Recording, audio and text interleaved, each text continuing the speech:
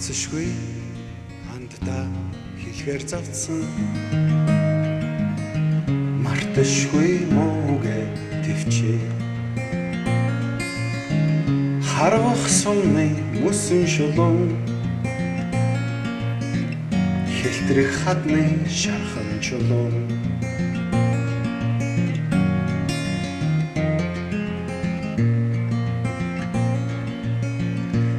ургалдаан хоолоогоор жиргсэн гүжир үггүн уснаас хэцүү гол ширгэвч эрэг нийлэхгүй гүр гармаа мэдчилэвдээ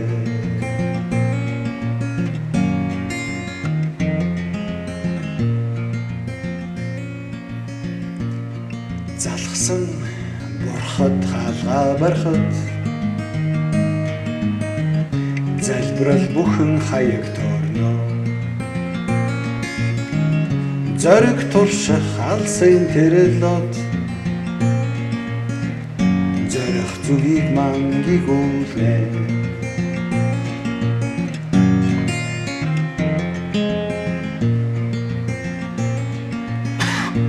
хагцшгүй ханддаа хэлэхээр завдсан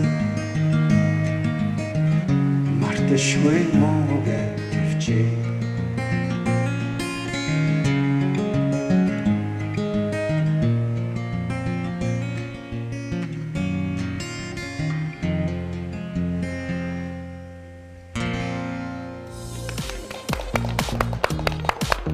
За ямар гоё дуу вэ? Дуугийн сонсоод байсан чинь ер нь үг нь их гоё тийм утгатай үг байна те. Ер нь ямар гоё дуу вэ? Хэзээний уран бүтээл вэ? За энэ миний хамгийн удаан зохиосон дуу, нийтдээ 20-од жил зохиосон дуу. Анх энүүний аян 97 онд зохиож эхэлсэн.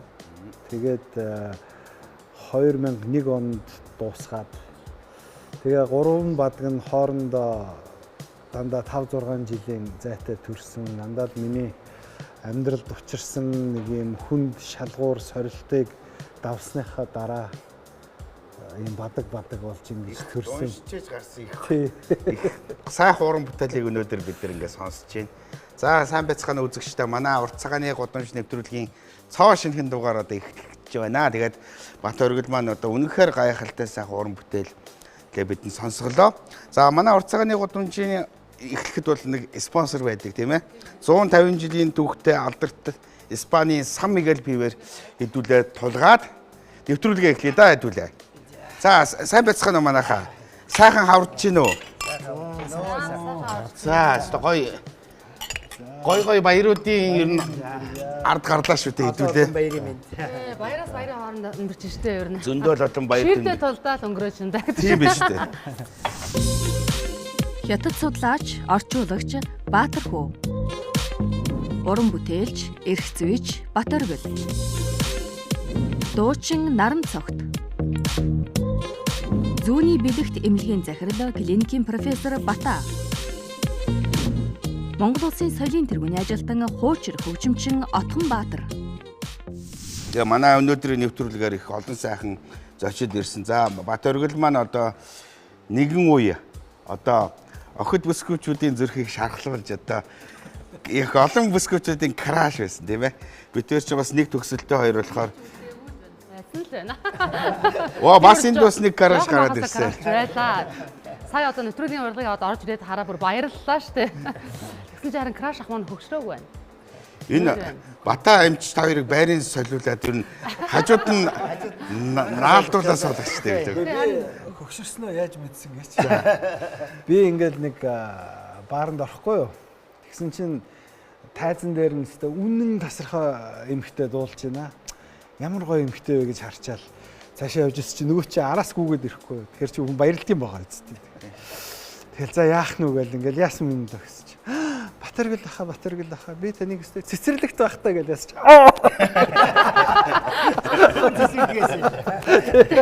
Нөгөө нь хөг багсан. Уг нарай өөр юм бодоод байсан юм шүү дээ. Чи цэцэрлэгт байхтаа гэж. Тийм баха бидрээ үед. Яг юм соолоо хэрэгтэй дуучаан Тэгээ ингэж гитар тоглоод дуучин байгаагүй байхгүй юу. Яаж магадгүй хараад маруулж яг түрээд од олчихсан шүү дээ. Тэгж яхад яг ч мэдгүй амин хөөрхөн харагддаг гэсэн да. Энэ нэлээ өндөр ах бахтаа гэж боддогсон бэ. Ховын 90-д он гэдэг чинь яг ингээл систем задраал юм бүхэн сонирн байсан. Тэгсэн мөртлөө country стил гэдэг чинь бас манайхан ч Америкуудыг сайн мэдэхгүй те. Тэгээ анх сонсоход бол бас л гайхамшигтай байсан. Үгэнч гоё, аянч гоё, тэгээ гитартай. Амар гоё. Одоо бол ямар гэдэг үгсэн байл ш. Дуу байсан. Ямар ч чадлсан байж тээ. Байсан юм байл ш. Сая ч ингэ юу нэвтрүүлэг хэлэхдээ би яг ямар гэж нөгөө дуу сонсчихгонгуудаа эхлээг багтаа сонирм болцсон ч. Юу энэ дунд стартаа айгуу сайхан. Та тэгэхээр хамгийн анхны кавер дуучин байж болох юм байна баг Монголын. Үгүй ер нь хамгийн анхных шүү дээ. Тийм баг тий. Анхных тий.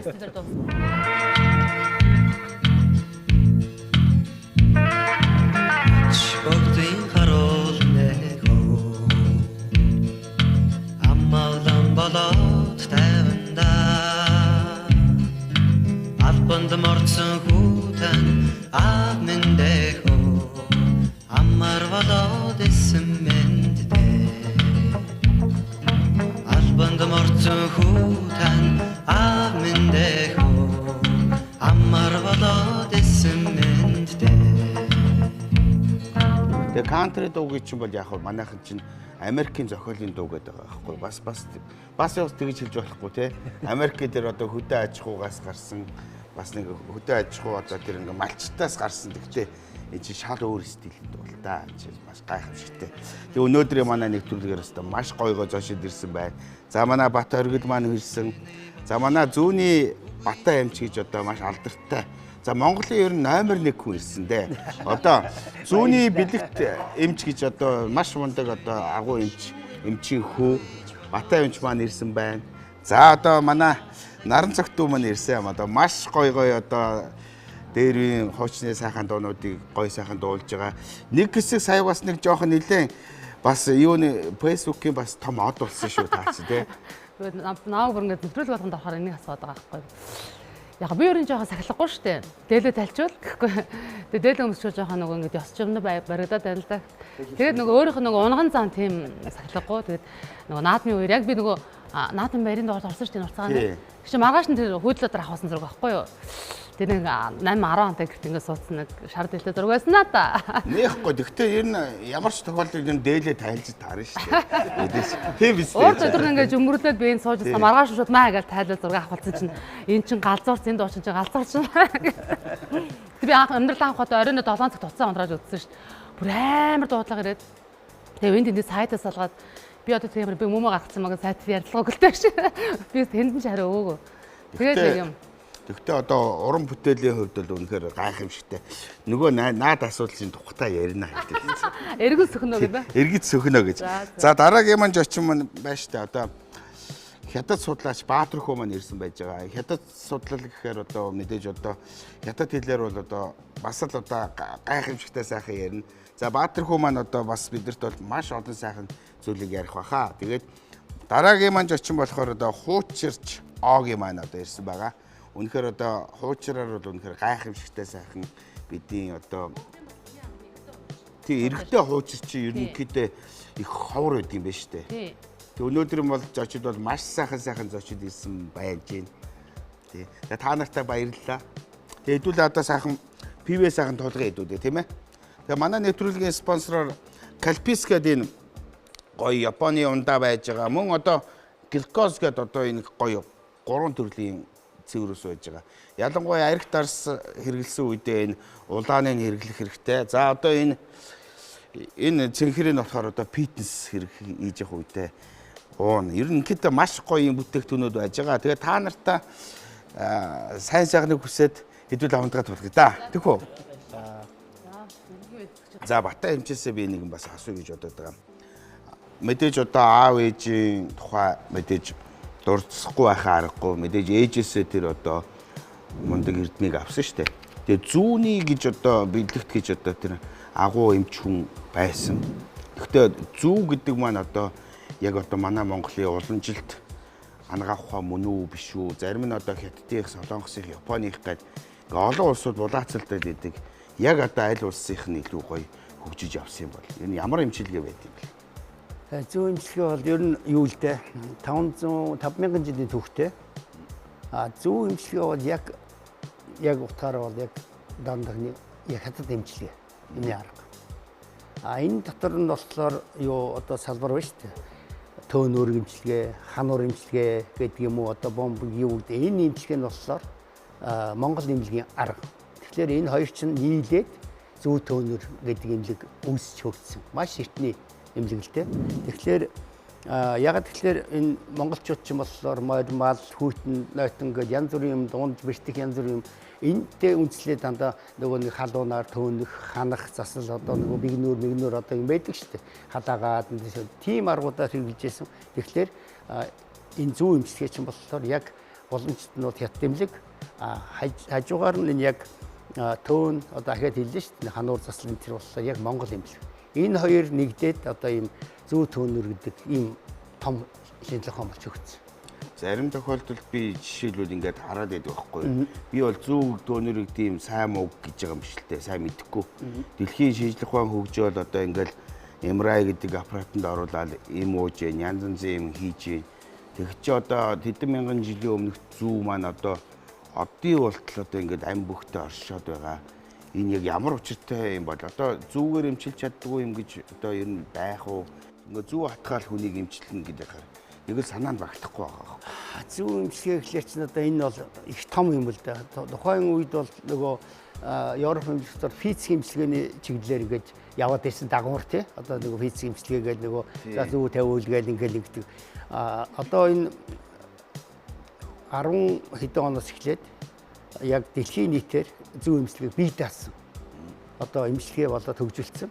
Тэгээд энэ зүү имчилгээ гэдэг чинь болохоор юу юм гэхлээр хүний биед байгаа биологийн итгэгт одоо цэгүүдийг одоо ингэж холбож хооронд нь одоо ямар нэгэн өвчин эмгэг гэдэг юм одоо жишээ нь одоо нэг судал одоо юу эдгэний судал, зүрхний судал, 5 цул эрхтний 5 судал, 6 сав эрхтний 6 сав судал. Тэгээд дээрэс нь урд хойд гэсэн гэдэг 12 сав судлаар энийг ингэж найруулад энэ имчилгээний аргыг хийдэг байхгүй юу? Гал бол өөрөө төмрийг үүсгэн, төмөр бол өөрөө усыг үүсгэн, ус бол өөрөө модыг үүсгэн, мод бол өөрөө галыг үүсгэн. Ингээд тав могт хоорондоо центуртэй байх юм бол энэ 5 эрхтэн бол 6 сав эрхтэн бол эрүүл байна гэсэн үг.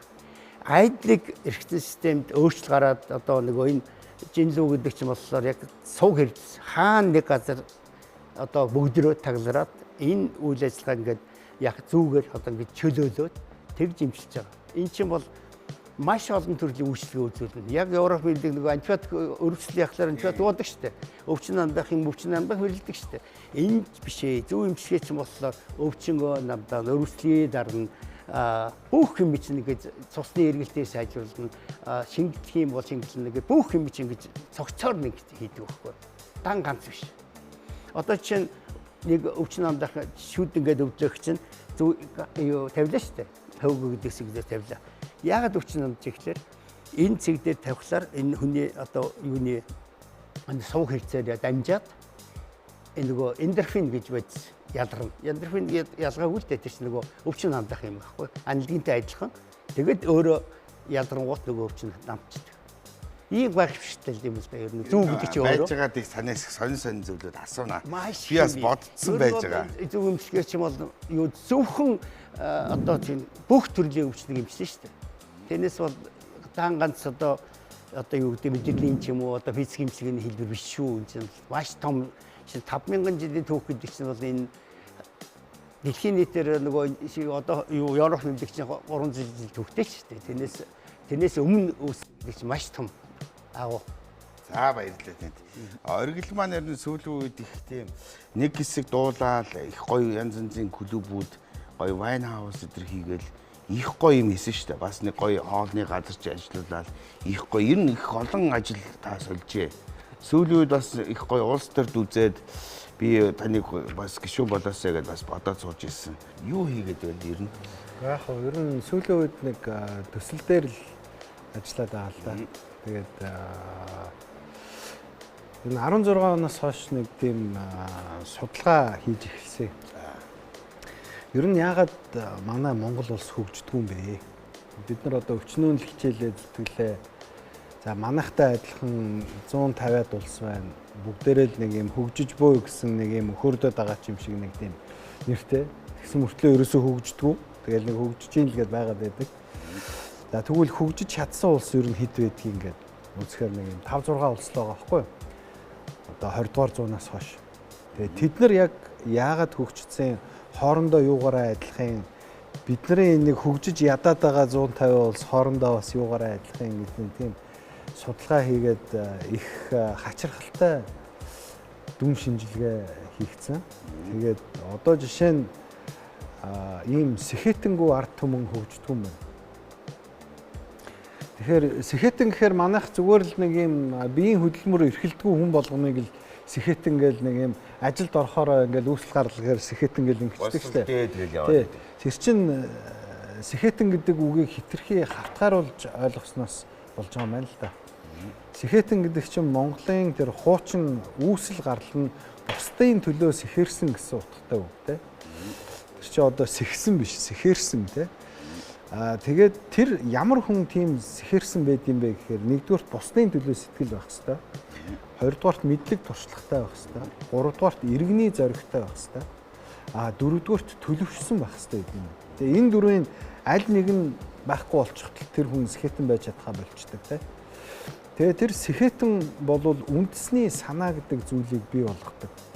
Үндэсний санаа бол дөнгөж 18 дугаар зууны сүүлээр одоо үндэстэн гэдэг юм бий боллоо шүү дээ.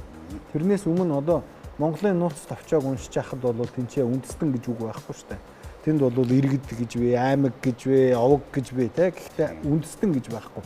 Ягаад гэвэл үндэстэн гэдэг чинь үндэсний санаан дээр нэгдэж бий болдог одоо ойлголттой.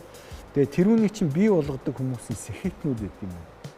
Гэвтэл ийм амиа хичээгээд нэг юм баахан хувиа хичээсэн хүмүүс сэхэтэн байж чаддгүй юм байна л да. Тэгэхээр энэ неолиберализмын онол сүүлийн үед одоо ингээд Монгол улсын сүүлийн 30 жилийн туршид нойрлоо шүү дээ. Тэгэхээр эн чинь чи зөвхөн хар амиа бод гэдэг энэ философиор явчихаар сэхэтэн байх үндэс байхгүй.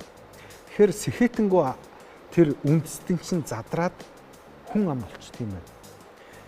Тэгэхээр тийм зүгээр л нэг юм визэн гарахгүй мөнгөгүй нэг улсын хил дотор хоригдсон хүмүүс хизээч агуу эдийн засаг байгуулж чаддгүй юм байна. Гэх мэтчилсэн ийм сонирхолтой ийм дүгнэлтүүд бол хүрсэн л дээ. Тэгээд одоо улс орноо хөгжүүлээ, эдийн засгийг хөгжүүлээ гэхээр зөвхөн одоо нэг мундаг хууль гаргаад, нэг эдийн засгийн мундаг загвар гаргаад тэр нь хангалтгүй юм байна. Ягаад гэвэл тэр ард түмний чанар гэж юм байдаг юм байна. Одоо жоохон онцгой бах л даа гэж хэлэх. Ер нь ийм сайн чанарын, муу чанарын гэж байдаг шүү дээ. Би бол тантай санал нийлэх гээд байна. Ягаад тэгэхээр одоо танаа өвөө эмээ чинь Монголын бас анхны сэхэтүүдийн нэг тийм ээ. Гадагшаа явж намын дуу сонсч ирсэн. Одоо цогцлмоогоо гэж одоо сая 100 насны хүрчихсэн өөр ачнаараа хүмүүжүүлээд одоогийн кинон энэ уран бүтээл ингээд мөнх хийцэн. За ээж чинь байна. Бас л одоо аав ээж хоёр чинь бас л Монголын үндэсний сэхэтүүд ингээ 3 дахь үеийн сэхэтэн таа байгаа байхгүй. Тэгэхээр би одоо барилгынгаа бас сонгуульд үзээд овоогоо явах гэхээр нөгөө таны ярьдаг зүйлийг бас тийм за зүгээр хамаагүй хэлчихэд ер нь ойлгох төвшингийн хүмүүс их багассан байна. Ер нь одоо манайхан бас нөгөө мөнгөний араас хөөцөлж явсаар байжгаад нөгөө зөв гэлсэн үнийг үгээрс ойлгохоо болцсон ч юм уу. Би бас тэр сонгуулийн дүнгээрээ сонсоод бас л санаанд бас сонир санагчл байсан да тэн дээр л. Яг энэ хүмүүс одоо бид нарыг нэг юм албаар хорлж гин, нэг юм харийн одоо нэг юм хорон санаахгүй бид нарыг ингэж ийн гэд яриад байдаг боловч яг үнэндээ бид нарыг ингээл нэг хорлох гол нойр хоолой хасаал те нэг юм Москват ч юм уу Бээжинд ч юм уу заа нэг Монголыг л гээл нэг юм хорон төлөвлөгөө боловсруулаад суугаад байгаа бол үнээр байхгүй. Бид нарыг бол үнэндээ бол тоохгүй байгаа те. Бид нар өөрсдийнхөө нөө шүүсэн дотроо болж ийн гэдэг шиг бид нар өөрсдөө хөгжихгүй сэхэтэнгүй юм харанхуй болцсон учраас улмал ингэж бүхэж дордоод байгаа байхгүй. Тэгэхээр бид нар ерөөсөө асар хурдан сэхэж босч ирэхийн тулд бид нар одоо нэг өөрсдийгөө өөр жоохон шүүмжтнүүдээр харах хэрэгтэй байна. Арай өөрөөр сэтгэх хэрэгтэй байна гэсэн санаагаар нэг юм төсөл хэрэгжүүлэл яваад байгаа. Тэгээ сүүлийн үед бас 7 хоног болгоны 5 дахь өдөр бас гоё клубт бас гоё уран бүтээлээ амьд тоглолтоо хийж юм. Чил та. Энэ очи да. Энэ очи. Маргааш Энэ чил тав та. өдөр одоо тоглолтондоо орж байна. Оо ямар гоё маргааш тий. Тий. За тэгээд цэцэрлэгс крас сахахад тоглолтыг үзье за. Хаана үлээ нөгөө юуны гүүрний наахын тал. Тий, Настра төвийн зүүн талд байдаг V28 гэдэг тэнцээ болдог. Тэгээд ер нь бол яг хуу тэнцээ нэг 20-30 хүн л ордгийг. Тэгээд нэг ийм бичил орчин үүсгэж тэнцээ энэ санаануудаа ярьдаг байхгүй. Тэрнээс зүгээр нэг юм тоглолт биш, нэг юм билет зарчаал тэгээд нэг хүмүүс орж ирээл нэг учиргүй дуулж хурдаал хөхрөлдөж одоо архитаар сууж байгаа л тардаг тийм юм биш. Тэнцээ бол ерөнхийдөө хүмүүс цугларж юм үзэл бодлоо хуваалцаж энэ санаагаа ярилцаж нэг бүтэн оройжонгоо тэгж сууж яадаг нэг тийм арга хэмжээ байхгүй. За ер нь энэ 5 дахь өдөр хэдүүлээд хэд очиж. Өөртөө нэг жинхэнэ одоо нөгөө улс орноо яаж хөгжүүлэхийн талаарх одоо ориглынхаа бас нэг санааны мухарч юу байдгийг тэрийг бас Клуб харсан байд тийм. юм уу? Тэгээ ер нь бол ингээл энэ санаагаа түгээгээл яваад байгаа юм. Ингээ санаа сэтгэлээрээ ингээ нэгтгэхэ болчиход байгаа байхгүй. Тэгэхээр энэ юунаас болж байгаа вэ гэхээр бид нарт нэгдүгээрт үндэсний санаа байхгүй. Хоёрдугаар төлөвшил байхгүй. Ер нь ориглынхаа клуб дээр хэдүүлээ очоод мань үний бас нэг бид нар ч бас нийгэм ухааны факультет философи олон жил заалруулсан. Бас энэ тал дээр яг бодож ярихгүй бол юм явахгүй л дээ. За наран зогт руугаа орно. Нөгөө нэг Гоё юм байна тий. Тийм клуб биш. Би бас сууж үзээгүй. Гоё уус төр ярьдаг, нийгэм ярьдаг, тэгээд бас дуулчдаг, тэгээд гоё сан яриа суучдаг энэ дэр. тэгээ бас крашийнхаа гоё дууг сонсон. Сонсон. Бас гоё дуугаа яа. Тийм. Бат оргилч очихоор бас гоё юм өгдөг шүү. Гоё вайн өгнө. Тэгээ гоё хям ям зүсээд ингээд. Очихоор чи ерөөсөө тэгэл листэ тэн дотор чи гоё юм гарч ирд юм аа. Очоод ерөөсөө очоод оргилтэй очоод. Бүгд ер нь очие. Чи тэгтээ нөгөө дээлгүүгээр ярина штэ. Нөгөө нэг Нөмрөөд гоё. очноо. Нөгөө нэг гоё хувцас өмсөөл. Тэгнэ. За нараа маань сүултээ яав. Бас нэг халамцуу яриагаар орцсон, бас их гоё ярьж илээ. Дээрээс нь тэр зургнаас болоод ер нь жоохон хүмүүс жоохон нэг эмэгтэй хүнийг нэг юм их жоохон ил тод байлаа гэх нэг жоохон ад шоо үзэх ч юм уу нэг жоохон тийм хандлага байна уу тань дээр? Уг нь бол нөгөө говийн тогсон хутагс данзаар авч байгаа бол бүсгүй хүний яг би ийм байхын одоо ингэ төсөөлж хагаад гүлэмжийн чанар гэж дуудах зохиосон гэдэг төвхтэй байхгүй юу? Тийм шүү дээ. Тэрийг нь би бүр тактитаачлан уншижсэн байхгүй тийм хувцастай ийм ингээд бүр эрэх барьцсан сууж байсан гэрийн үүдэн. Тэгээ эрийн ингээд тооноор ингээд нар тусаад тэгээ хаал нь онгорхоо ингээд хоймрлог араа суудсан байсан гэж байгаа байхгүй юу? Би яг л тэрийг гаргасан. Тэгэл яг зүгээр нэг чинь жоох уянга хальт байж болно шүү дээ. Тэг яг задгаалээсээ тэгсэн чинь ер нь баруунд бол яг үннийг тоодгүй шүү дээ. Манайхан л амар буу юм болоос сасаад байгаа. Чичээр би тэгэл гарахаар эсвэл нэг жоохон хөнгөн явдалтай ч гэж юм уу те нэг шууд хүнийг ингээд нэг юм нэр хаяг зүүчих гээд одоо тэгэл нэг лайм авъя хэр ингээд мөнхийн доор нэг тийм хөнгөн явдалтайг ойлгочихсон юм шиг.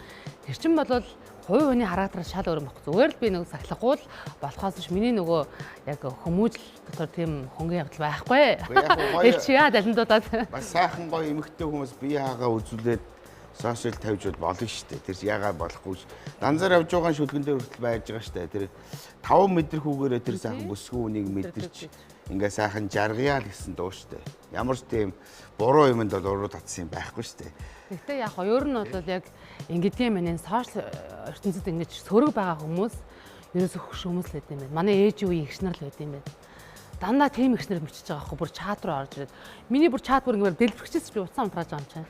Тэгээд ороо харахаар дандаа ихш нар. Залуу үеийнхээ одоо бидраас жоохон ер нь би жоохон хөшөндөө орчод байгаа шүү дээ. Бидраас залуу үеийнхэн бол гоё өстой ийм гоё хичээсэн юм байсан мөн гэж явуулж байгаа байхгүй юу? Тэгж надаас дээш хөгшин болоод ирэнгүүтээ сонин хүлээж авд юм байл. Манай нараа чи хэдэн он хавцсан байлээ. Тэгэхээр одоо Баттай юм чи нас өрөх гэж штэ. Баттай юм чи би тэд одоо бараг нэг өвөө мөвөө одоо бараг дөрөвдөө орлоо штэ. Нэг дэлхийгээс зайлаарэ гэдэг шиг юм болох гэдэг штэ. 70 оноос хойш байдгийг амьдрт юм уу? Амьдрт юм уу байгаа мó гэдэг шиг. Тэгээ нөгөө би нэг жоохон бахт ингэ сонсчихсан. 30 гарахаар шаарагдчихдгийг сонсчихсан үний юм байна. Би л амар хурдан явчлаа. Одоо дөрвөлөө орох гээд байна. Одоо жоохон ганц 2 жил худлаагаас нуунаа.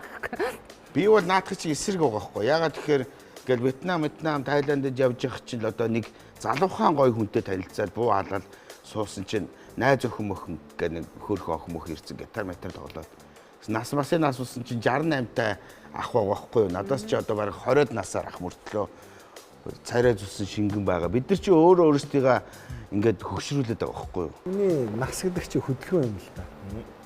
Хэрвээ чиний биеийн хөдөлгөөн чинь багасах юм бол чиний бие чинь хөгшрөн.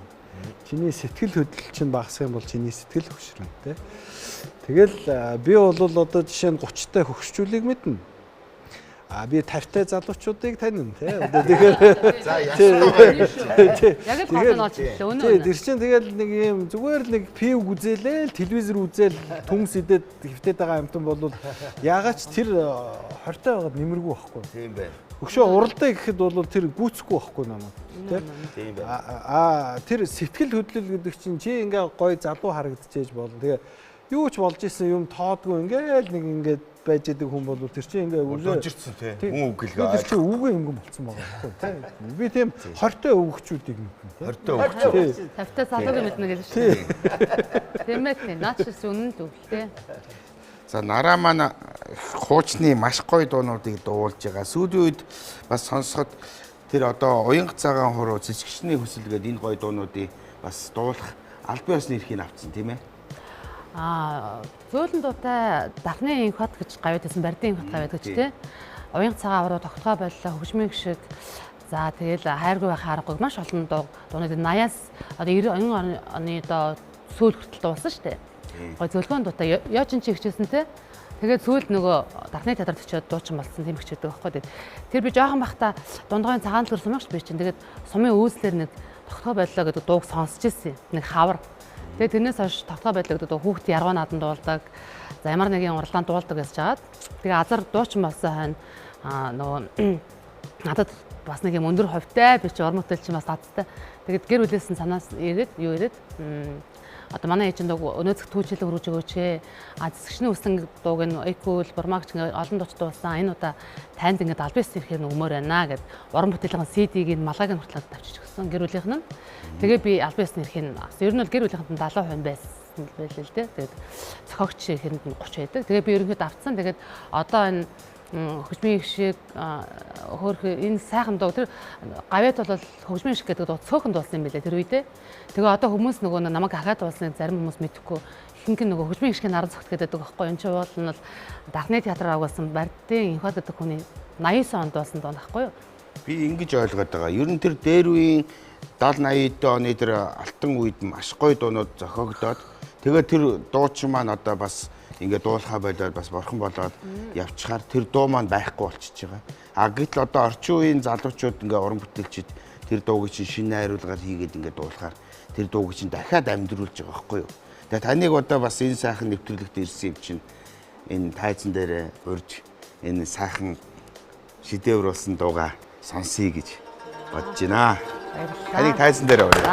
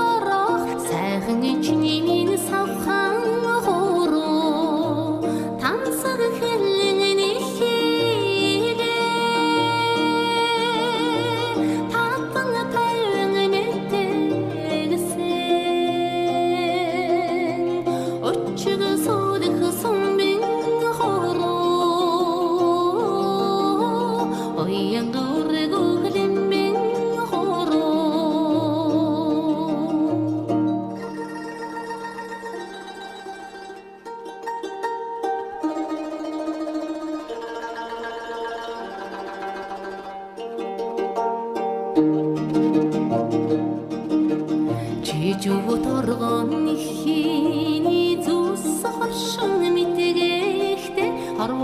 уйраж уйлстэл хонгорхонч нимийн моян хороо тансаг хэлэн нэхээ татан тань мэтэгсэн өчиг сорих сумбин хороо оянга урго хлимбин хороо тансаг хэлэн нэхээ татан тань мэтэгсэн өчиг сорих сумбин хороо оянга урго хлимбин хороо оянга урго хлимбин хороо оянга урго хлимбин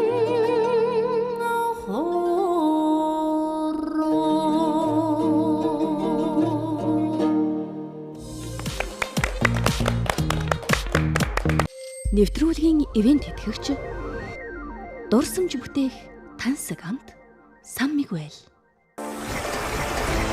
Нэвтрүүлгийн ивент тэтгэгч глюкоз бус. Зуны үдшийн дотн яриаг санагдуулан тансаг амт. Байгалийн сайхан дамран суухад сэтгэл сэргээх зөөлөн амт.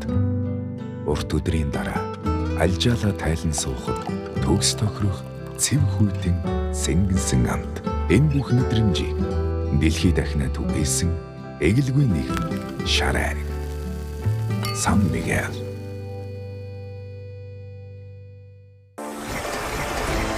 Нэвтрүүлгийн ивент тэтгэгч глюкоз бус. Нэвтрүүлгийн ивент тэтгэгч дурсамж бүтээх тансаг амт Сан Мигуэл. Нэвтрүүлгийн ивент тэтгэгч глюкоз бус. Нэвтрүүлгийн ивент тэтгэгч дурсамж бүтээх тансаг амт Сан Мигуэл. Нэвтрүүлгийн ивент тэтгэгч глюкоз бус.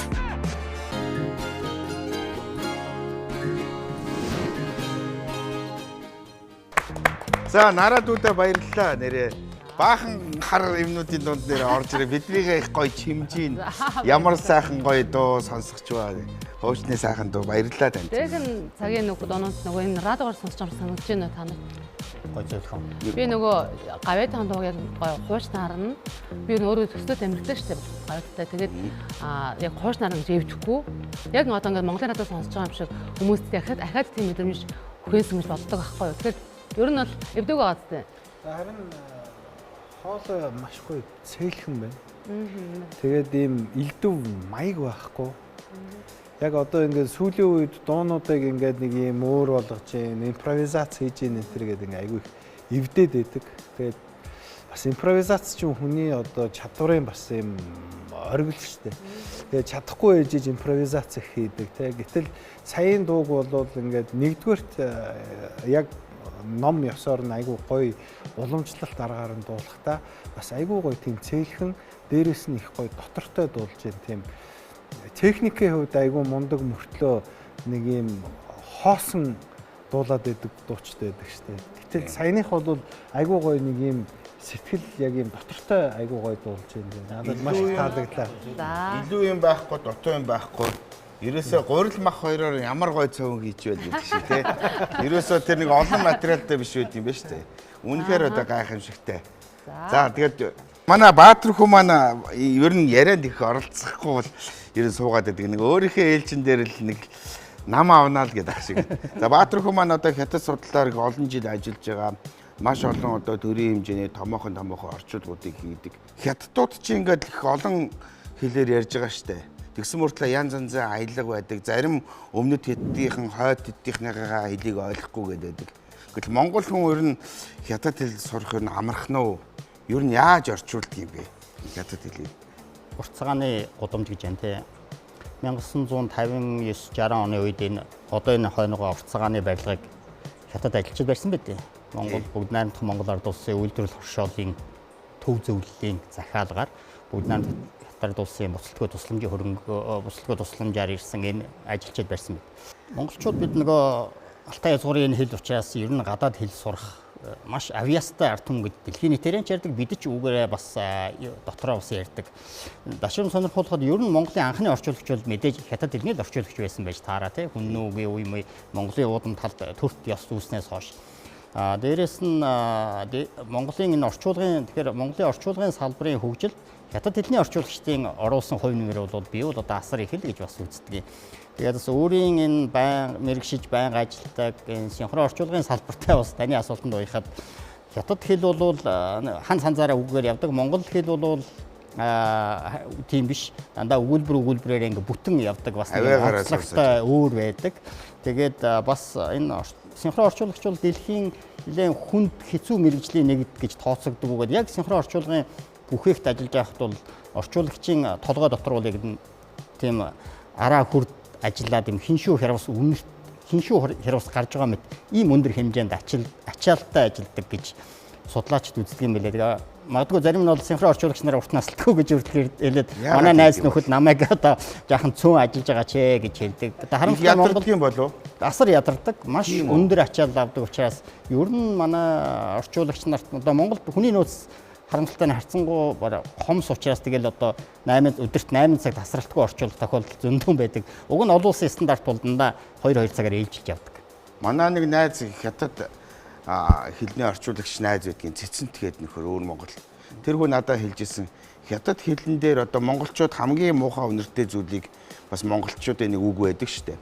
Тэгэхэд хятад хэлэнд болохоор одоо эмэгтэй хүний хөл ороосон даавууг гингүүд маш муухай үнэртэй зүйл гэж ийм ойлголт байдаг. Дээр үуч нөгөө хятадууд ч нөгөө жижигхэн хөлтэй хүүхэн бол хамгийн сайхан хүүхэн гээд хөлийн ингээд шуган хөлтэй болгоод давслаад ингээд хэдэн сар нөгөө яачдаг. Тэгээ тэр даавууг нэгэ гаргаад явхад бол маш муухай үнэртдэг. Тэгээ тэр бол одоо хятад орчуулгаар бол энийг монголоор юу яаж орчуулах вэ гэд их нарийн зүйлийг бол ярьж ирсэн. Соёлын ялгаа шууд энэ хэлний орчуулган дээр бол шууд мэдэгддэг айгүй хүндрэлт. Бид бол нөгөө амьдралын хөвшил маань өөр нүүдэлчин. Тэгээ дээрээс нь имийг өргөнөөр хардаг. Гэтэл хятад айгүй их деталь хардаг. Яг энэ бол орчуулганд шууд мэдрэгдээ. Гэхдээ монголчууд бид харцсангуй хэлний авьяастай. Би бол одоо хятад очихороо нэг хоолны хэл бол байгаад байгаа. Фүү яа ингээл. Янга пигжүү квайда. Хоёр пиг. Тэгээ нөгөө өөр Монголд очихороо өөр монголчууд тэгээд байгаа. Шиши гэдэг. Тайванд очихоор шиши гэдэг. Шанхайд очсон шишээ гэдэг. Бас нэг жоохон өөрөөр. Ямар ч нэг юм жоохон юм сонсоод. Тэгээ бас нэг яалтчгүй нөгөө хятад байж байгаа нэг ханиад хүрээд бүр болохоо байсан чинь Кэма гама гэж яриад. Тэгэл автогаас юм зэм аваад ингээд явчихсан. Ингээд монголчууд авьяастай байгаа. Энийг хэлэх гэж байгаа. За. Манай аппад биш үү? Хятад билег биш үү? Бүх юу ярьж чаддаг байсан. Нөгөө нэг аялгаа шүү дээ. Тэр авьяас байсан. Тэрийг монголчууд ашиглаж чаддаг байхгүй. Бүх аялгаагаар тийм амир. Тэгээд бүх хуучин хаанц маань бүх юм мэд. Аймгийн төв цөөхөн орсон хүүхэд хөдөөний 10 жил тэгээд сэргээ аль паачаал баг аймгийн төв цөөхөн орсон хүүхэд баг шууд би хятад руу явж сурсан хүүхэд байхгүй. Нэг онгой байна гинэ. Бата юм чи. Одоо дэлхий дээр хятад хүний дүрийг хамгийн сайн бүтээдэг улсууд ямар улсууд байна гэсэн чинь дэлхийн гол холиуд ингээд бүх хүмүүс тоглодог гинэ. Тэгсэн чинь монголчууд дэлхий дээр номер 1 штэ гэдэг. Яагаад гэсэн чинь онгой зарим нь ойлгоно сте. Манайхан чинь оргиор нь тоглолцдог байхгүй гэсэн. 1927 он улсын 2 дугаар их хурал дээр Улаанбаатар хотын захиргааны дараа тэр Мононгийн баяр гэдэг хүний илтгэл дотор Улаанбаатар хотын суугуул иргэд 63 мянга байна. Үүнээс 23 мянга нь бол хятад хүн байна. 5 мянга нь бол төвд хүн байна гэсэн ийм илтгэл одоо түүхийн баримт байдаг.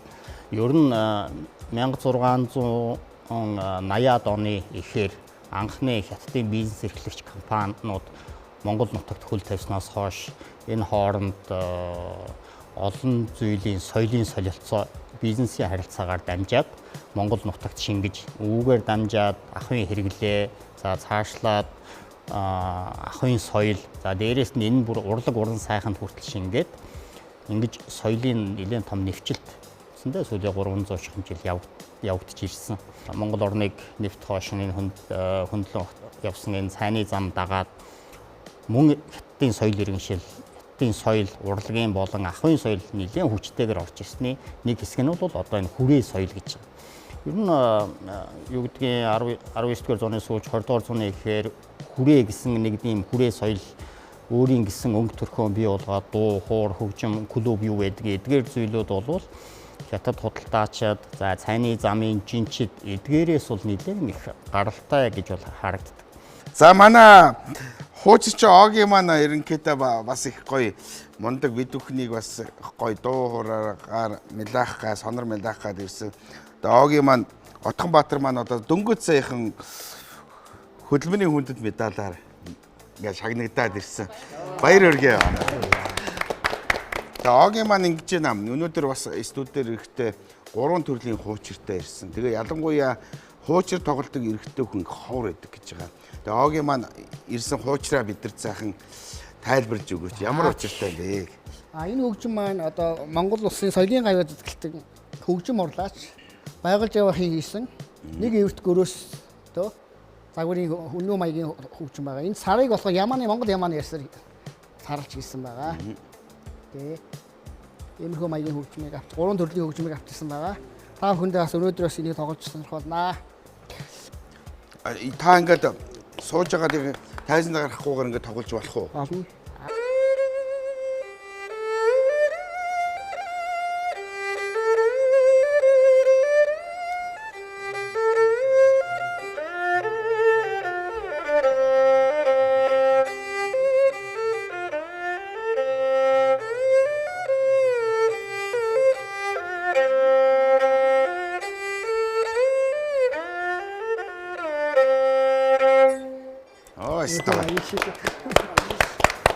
Оги өөр ард байгаа нэг 2 хуучир нь бас ямар учиртай хуучир. Би аваад ирэх үү? За тэгье. Би аваад ирээ. Эвгүй тоглол чахраад айгүй тийм характер нь эвгүй гардаг хөгжимтэй. Эвгүй хөгжим шүү. Нардаж тоглодог хөгжим. Тэгээд гой сонсдохоор манер нь ямар гой сонсох тийм. Хүнүүчүүдээс гаралтай хөгжим гэдэг юм. Монгол уугуул хөгжим. Энэ хуучрын ангид байсан байхгүй.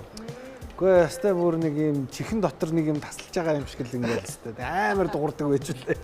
Тэгээд тоглолт цай тоглох хэрэгтэй. Чаддаг хүн тоглохоор бол үнэхээр гайхамшигтай. Юу хийсэн таслаа хийж байгаа нь тийм сонсож байгаа шүү дээ. Ядаж ч юм бол бүр за бас аав тоглодог байсан. Хуучир. Сайн эрэгтэй хүн шүү дээ. Тэгэхээр чинь бас нэг л юм байна да. Тэ манай ах мэрэгжлийн хуучир шинэ одоо хамгийн анхны Монголын эрэгтэй хөгжимч байхгүй. Тэгээд айгүй гоё юм юу харагддаг. Би бас нөгөө сойсахасаад мэднэ л дээ. Хөгжим тоглохоор амар тийм нэг гоё юм гоё сэргэлэн тийм цаваад тийм царайтай болчдөг. Би дэж хардаг. Орон бүтээлч хүмүүс байна. Дурлж ижил энэ хүний энэ гоё аялалгыг гаргана тий. Тийм шүү. Би өөр 4 настайгаа 5 дугаар ангиас эхлээд энэ хөгжим дурлсан. Дараагийн авчирсан хөгжим маань манай аавын хадгалж ясан юм 4 талтай цэцгэн борт 6 талтай ийм цэцгэн борттой уучир. Төмөрн борттой. Энэ бол дээр үеийн хадгалж ясан хүрэн зандан энэ моттой штэ. Хэдэн оны хөгжим бэ? Энэ одоо багтаагаар 1920-од оны сүүлээр 1930-од оны эхний хөгжим. Бас гоё хийцтэй байсан байж шүү дээ. Манай одоо Бөмбөр ногооны одоо Ахмад ах ихч маань нэгэ тоглож би зургаас харж байсан л да. Тэр бодоо яг миний хөгжим байна да. Энэ хөгжмийг тэгээ сүүл сая байгуулж байгаа мастер оруулж би удаа хийлгээд могооны ясыг татуулаад шин дуур ингээд дуурхсан байгаа шүү. Дууралт нь өөр үү? Дууралт нь өөр л дээ. За сонсъё.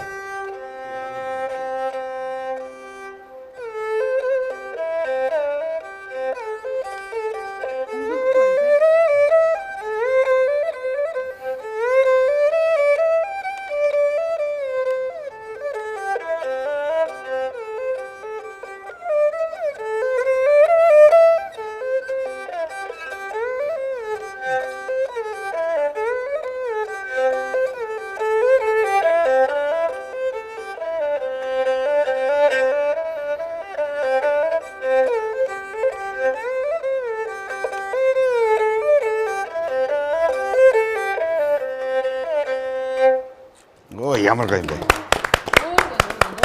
Их гоё ийм тослог зөөлхөн дуурах юм а тий бас. Энэ бас машин байна тий. Гурав дахь нь ямар?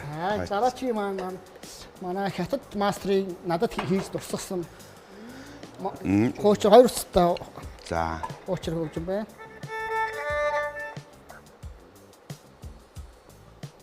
Дараахан. Die хөггөөрөө өөрөлдөө манай хоочор хөгжим хөггөөрөө тэгээ хийц загвараасаа өөр. Дугуултаасаа шалтгаалаад бүдүүн нарийн тэмдэгтэй. Die хөггөөрөө зохиолосоо шалтгаалаад хөггөөрөө. Манай хоочор маань дундаа жижиг хоочор, дунд хоочор, баяргал хоочор гэдэг 3 төрөлтөө. Тэгээ мөн одоо орчин үед Монгол Улсын соёл урлагийн их сургуулийн баг Цэнгэлмаа агшийн одоо санаачлаад түгээн зэргүүлж байгаа одоо Тэмээн хуур, дөрөв утас тэмээн хуур, ямаан хуур, хонин хуурыг сүүлийн үед ингээд одоо түгээн дэвшүүлж байгаад маш дэвшил талтай ялтаа ятг гэдэг шиг тийм. Огийн маань одоо дэвшил тал болоод байгаа шүү. Нутаг улсны хувьд чинь ховдоос гардаг. Ховдын Эрдэнэ дөрөн сони. Ховдынхын ерөнхийдөө энэ хуучрын хөгжмөр бол сайхан тоглох уу? Хуучр гэхээсээ илүү манай алтай өвдөх хөөми, одоо товшуур, ихгэл хөгжмөөсөө илүү бие биелгээ илүү дамбаад хөгжсөн байдаг. Энийг сонсъё.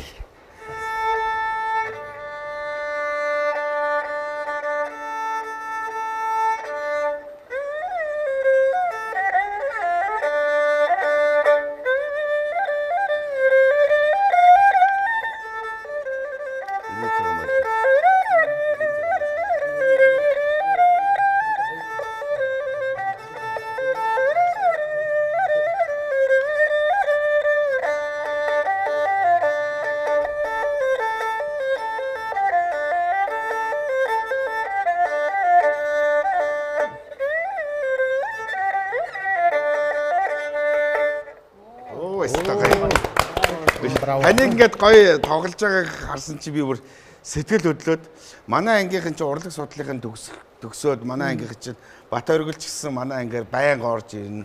Бид нар чинь ингээ 50 жилийн концертоо бэлдээд бидэрч та Guns N' Roses тоглодог байсан шүү дээ. Хуучиртай, морин хууртай. Манай найна чи морин хураа бариад Guns N' Roses-ийн соолын тоглоод өөрөө дуулна. Манай ангийнхан чи тэр чигээрээ. Би тантай нэг төгөлдөр ууран дээр нэг дуэт хийж болох болов уу? Хойлоо нэг үзэх үү? Үзье. За.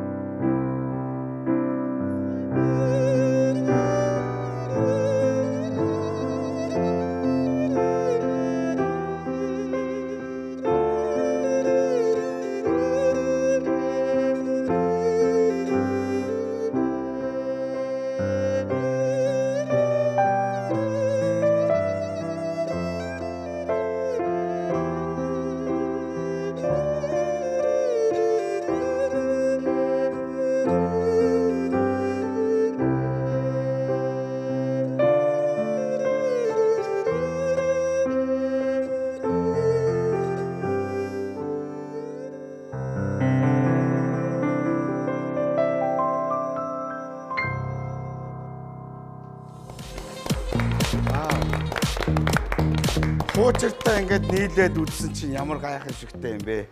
Би ер нь нэг жоохон муу тоглоод танийгаа бас нэлээ чирсэн байж магадгүй. Тэгээ таны яг нэг гоё хуучрын нэг гоцлол гоё аялгуугаас одоо сонсъё гэх үү?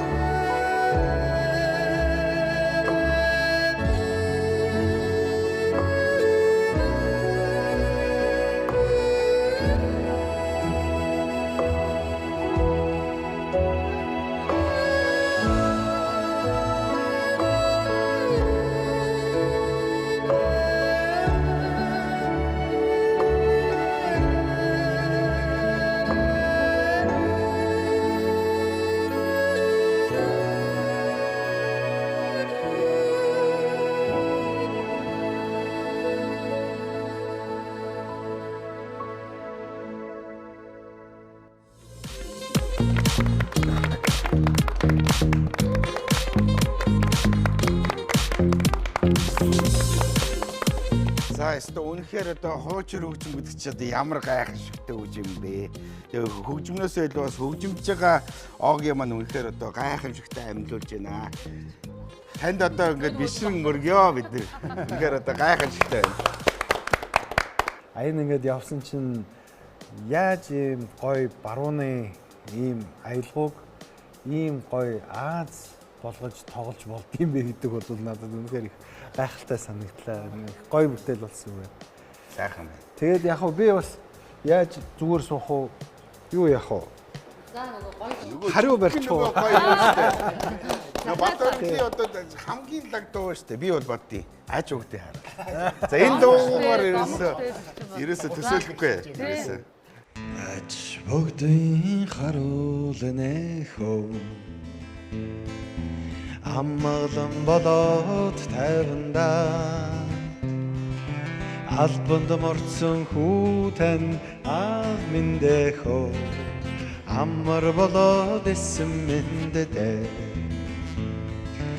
албанд морцсон хүүтэн аминдехөө амар болоод эсэм мэндэ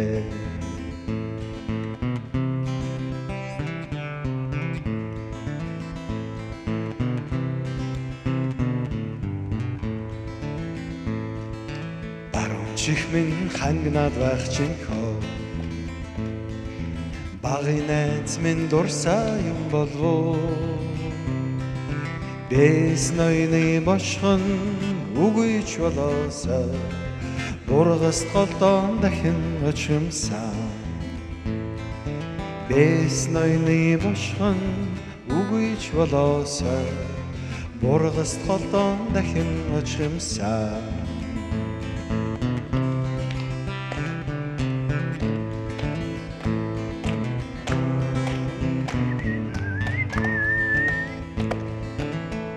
Чихмэн хангнаад байх чихөө зүрхний амраг санаа юм болов.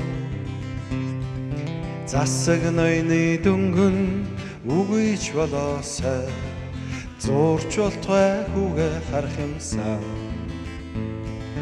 Засаг ноёны дөнгөн үгүй ч болоосай зурч болтугай хүүгээ харах юмсан.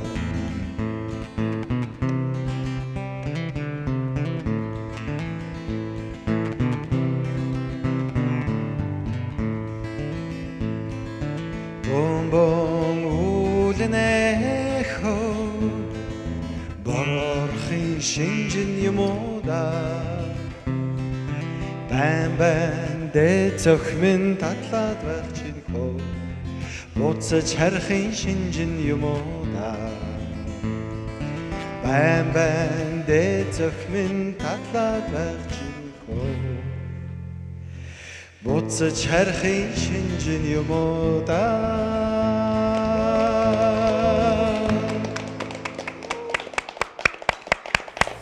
Клипний гой клип байсан те. Аананд гой модон гүрэндээ. Мангар олон эмхтэн хүмүүс крашлжсэн энэ дуудаа тийм. Үгүй тэр үед чинь ийм сошиал мошиал байхгүй учраас тэд нар бодвол тэгэл гэр гэртэл крашлдаг байсан байна. Тэрийг бол би мэдэх ямар ч тийм боломж 없어요. Энэ одоо октодоос захиа авч ирсэн үү? Байхгүй. Тэр үед одоо захиа байсан да. За энэ нэр нь хотлоо ярьчлаа шүү те. Тэ айгу дараах юм аа. Айгу дараах юм байна. Ямар дугаараар ямар аятай ямар сайн ямар гоё дуу юм бэ би бүр олон дахин сонсч байсан баггүй 10 100 дахин сонсчихсон. Айгуу гоё. Гэсэн мөртлөө гоё юм Монгол аялгуудтай. Гоё амраасан тий. Гэсэн мөртлөө ингээд нэг юм бодод бас амар болсон. Үг нь яг гоё тийм ардын дуу шиг тий. Ер нь гэсэн мөртлөө дашуур шиг тийм тий. Гэсэн мөртлөө нутагтаа хайрхавсан улсан дашуураа яахсан гэдэг тий. Гэхдээ энэ ч одоо энэ дууны ч одоо эцэж мэдэн л тань баян өөр юм. Энэ гоё дууг сонсоод ингээд зогсмооргүй байна. Одоо нэг цаван хонгороо сонсож хөөдөлээ. За хэдэл албашээ.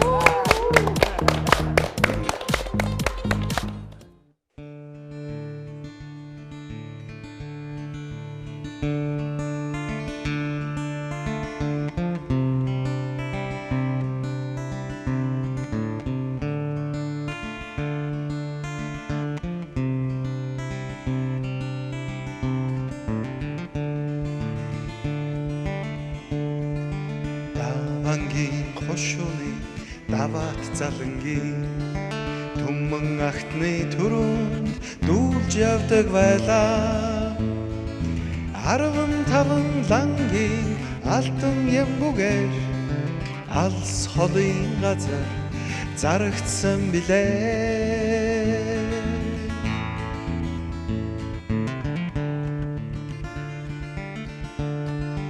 Аргалын утаа үнэрсэн айргсан гинсэн алтан намраа 10 жил зүүдэлж мөрөөдлөө. Язгуур ариун газартаа ясан тавих гээд орой нэгэн нарнаа оргож одондоо.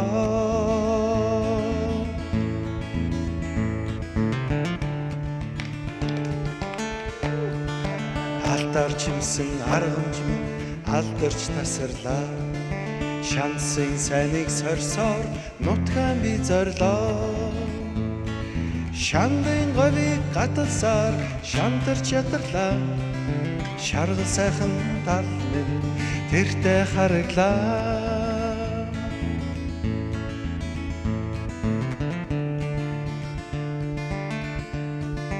Хангасан говийг хамт хаталж хандуулсан салхи минь эрчил жигүүр дээрээ элбэрэлт нут хиймээ. Тансаг сайхан үнрийг авчирч игвэл төрсөн нутагт анхүр тэнхээ би олноо.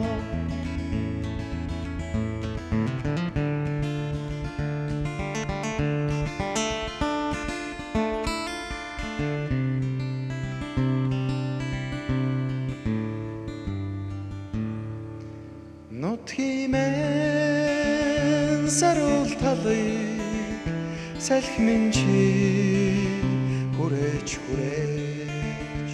Нутгимэн саруул талыг салхимын чи хүрээч хүрээч.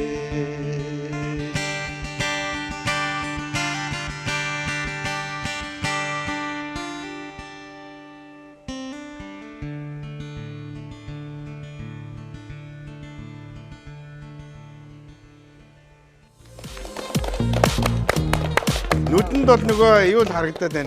Гайхамшигт Монгол морь гэж нэг гоё төсөл байсан тийм. юу төөл байдаг шүү дээ. Бүрэн морь найрагд харагдаж байна. Бүрэн морь найрагд харагдаж байна.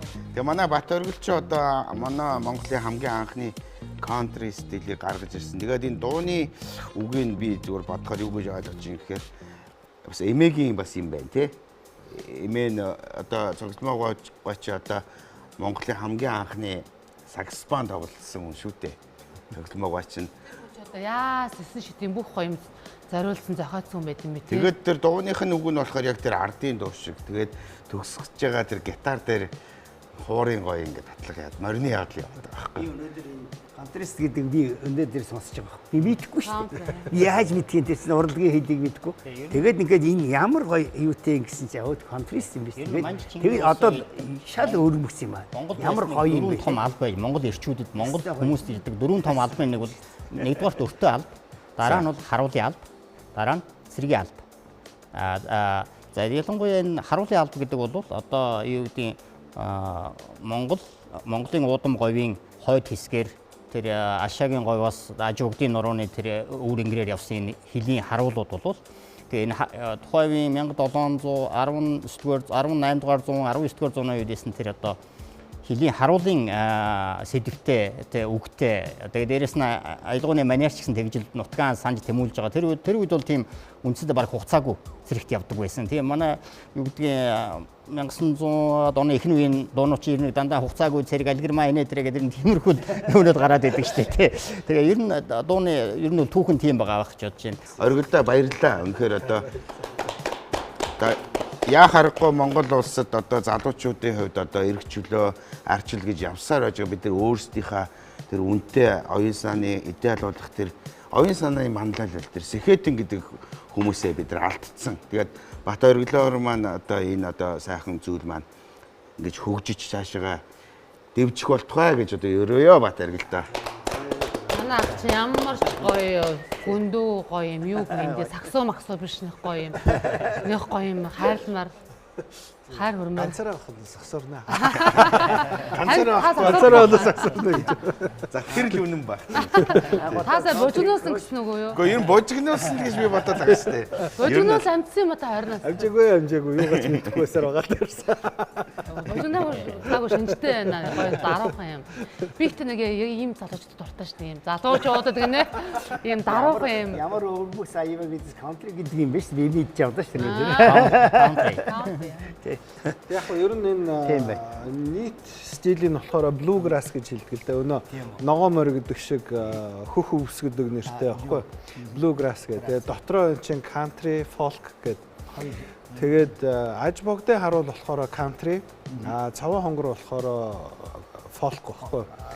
Folk гэдэг нь болохоор Ирланд маягийн бас тийм нэг одоо маань юу дээр тавьж байгаа. Country болохоор илүү ингээд нэг юм баас нь илүү давмгаас ингээд дүн гэдэг нь бол илүү country байхгүй. Нэвтрүүлгийн ивент тэтгэгч дурсамж бүтээх тансаг амт Сан Мигуэл. Нэвтрүүлгийн ивент тэтгэгч Глюкоз бус. Зуны үдшийн дотн яриаг санагдуулан тансаг амт. Байгалийн сайхан дамран суухад сэтгэл сэргээх зөөлөн амт. Урт өдрийн дараа альжаалаа тайлан суухад төгс тохирох цэв хүйтэн сэнгэнсэн амт. Энэ бүх мэдрэмжийг дэлхийд дахинад түгээсэн эгэлгүй нэгэн шар айраг. Сан Мигел.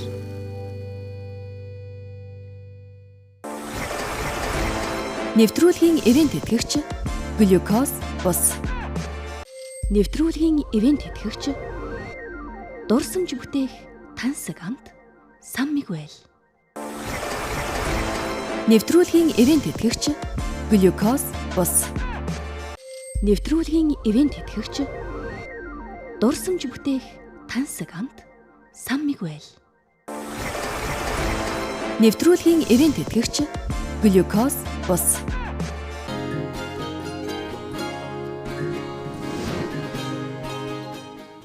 Хятад тэгэхээр манай монголчууд ч бас нэг тийм үзий яадаг аргагүй те бас сүүлийн 100 жилд бол хичнээн одоо дайн тулаан болов. Тэгвэл хятад гэдэг энэ агуу гүрэнтэй бид нар чинь хэдэн мянган жил оршин тогтнохдоо уусаагүй ингээд тусгаар тогтнол аваад үлдсэн.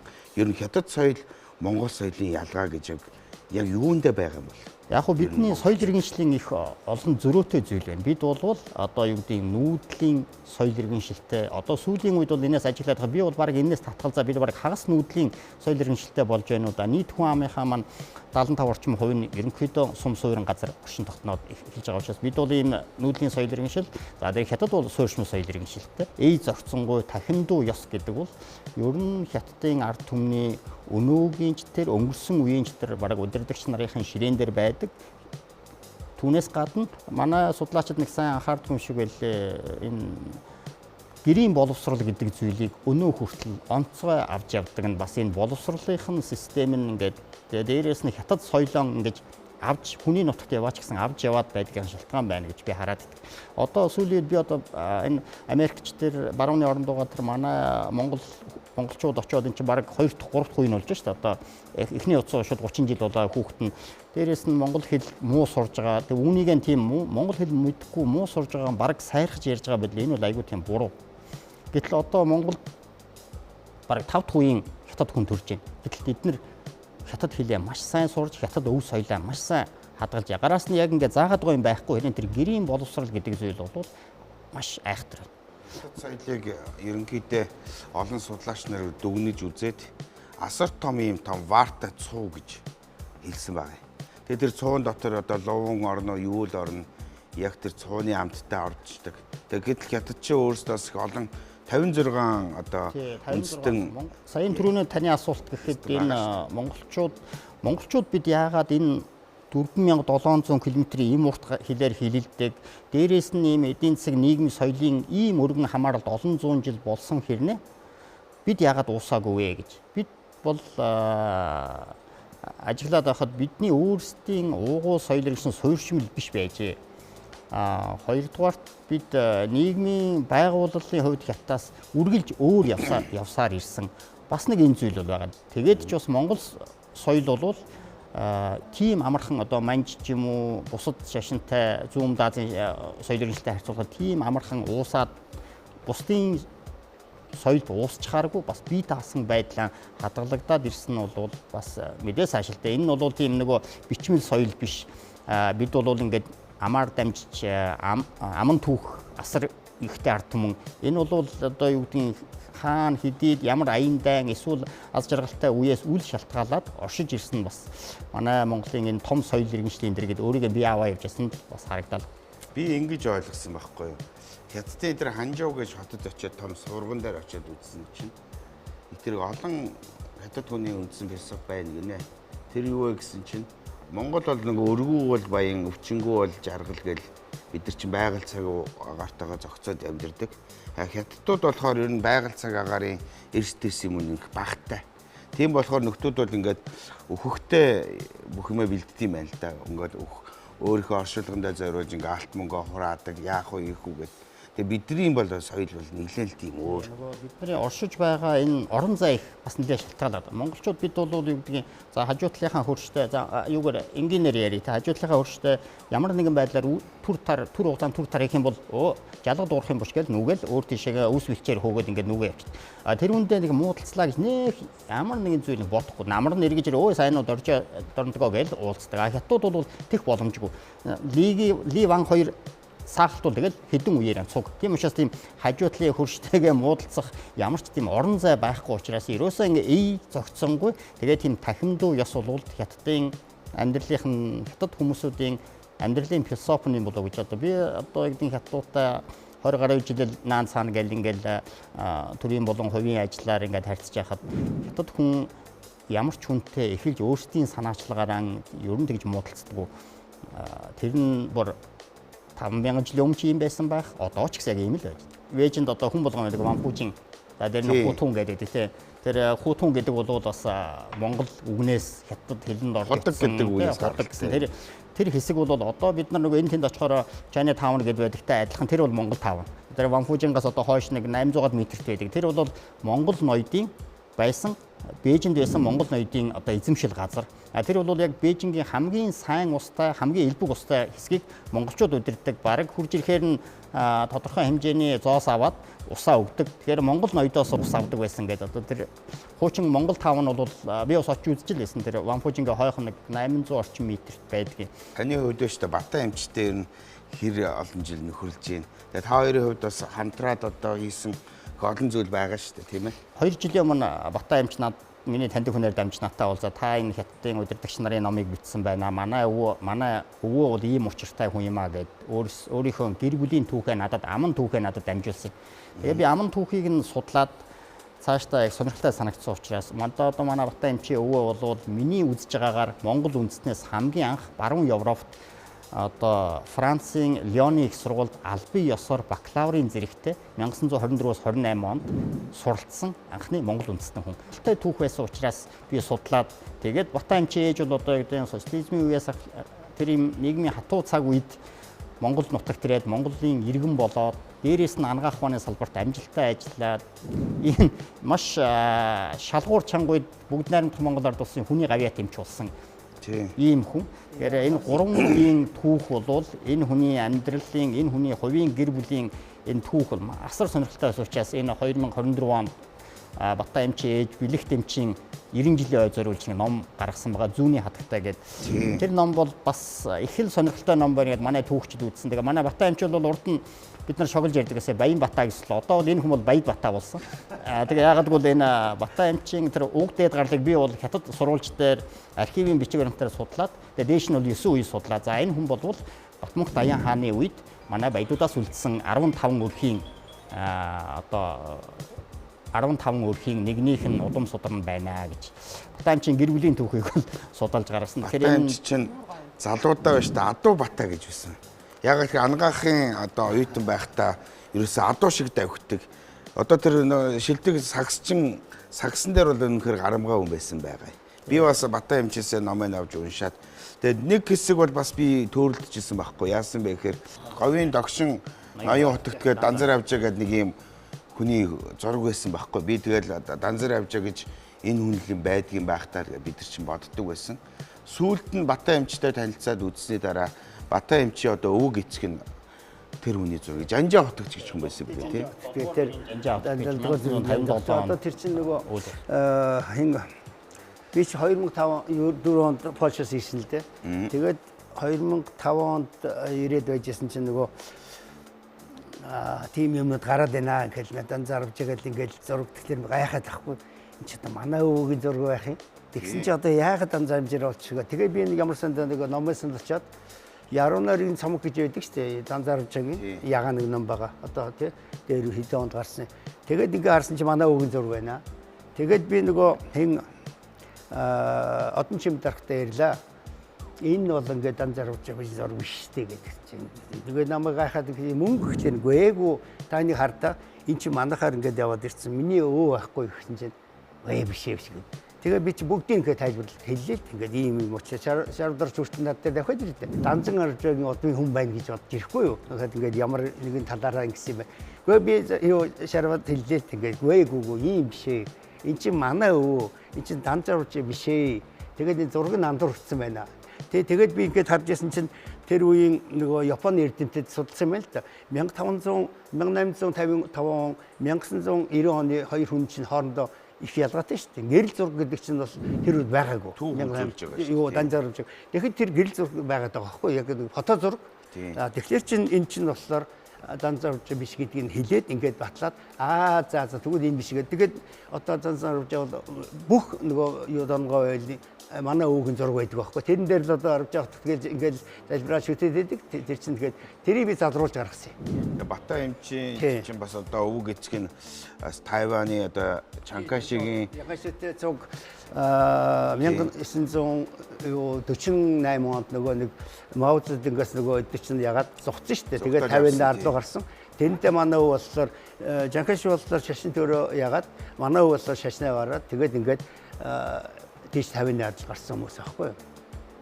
Одоо бас сонин түүхтэй Нанжин төрөөд Чүнчийн дунд сургууль төгсөөд Бээжин анагаахын сургууль төгсөөд Хятадын чөлөөлөх хайрамд ажиллаж байгаад манай чинь 5 жил зэрэг албахаас шүү дээ. Хятад улсын иргэншлээсээ гараад Монгол хүнтэй суугаад Дундгуй аймгийн Үлзийцэн уугуул хүнтэй суугаад тэгээ Монголд ирээд Монголын иргэн болоод дахиад энд ажиллаад тэгээд амьдраад сүүлдээ эмч болоод оргил Ларшаан суулгал сайдрын 2 дугаар эмнэлэг гэж ажиллаад тэгээ сүүлийн амьдралынхаа сүүлийн 10 гаруй ажлыг бас Польш улсад өнгөрөөсөн. Тэгэхээр ийм 3 улсад миний амьдрал ийм богино хугацаанд хичнээн юм туулж болдгийг маш сонирхолтой хүн яаж амьдрч болдгийг бол харуулсан. Бол одоо 15 жилиг бол яг ээж минь юу хятад өнгөрөөсөн.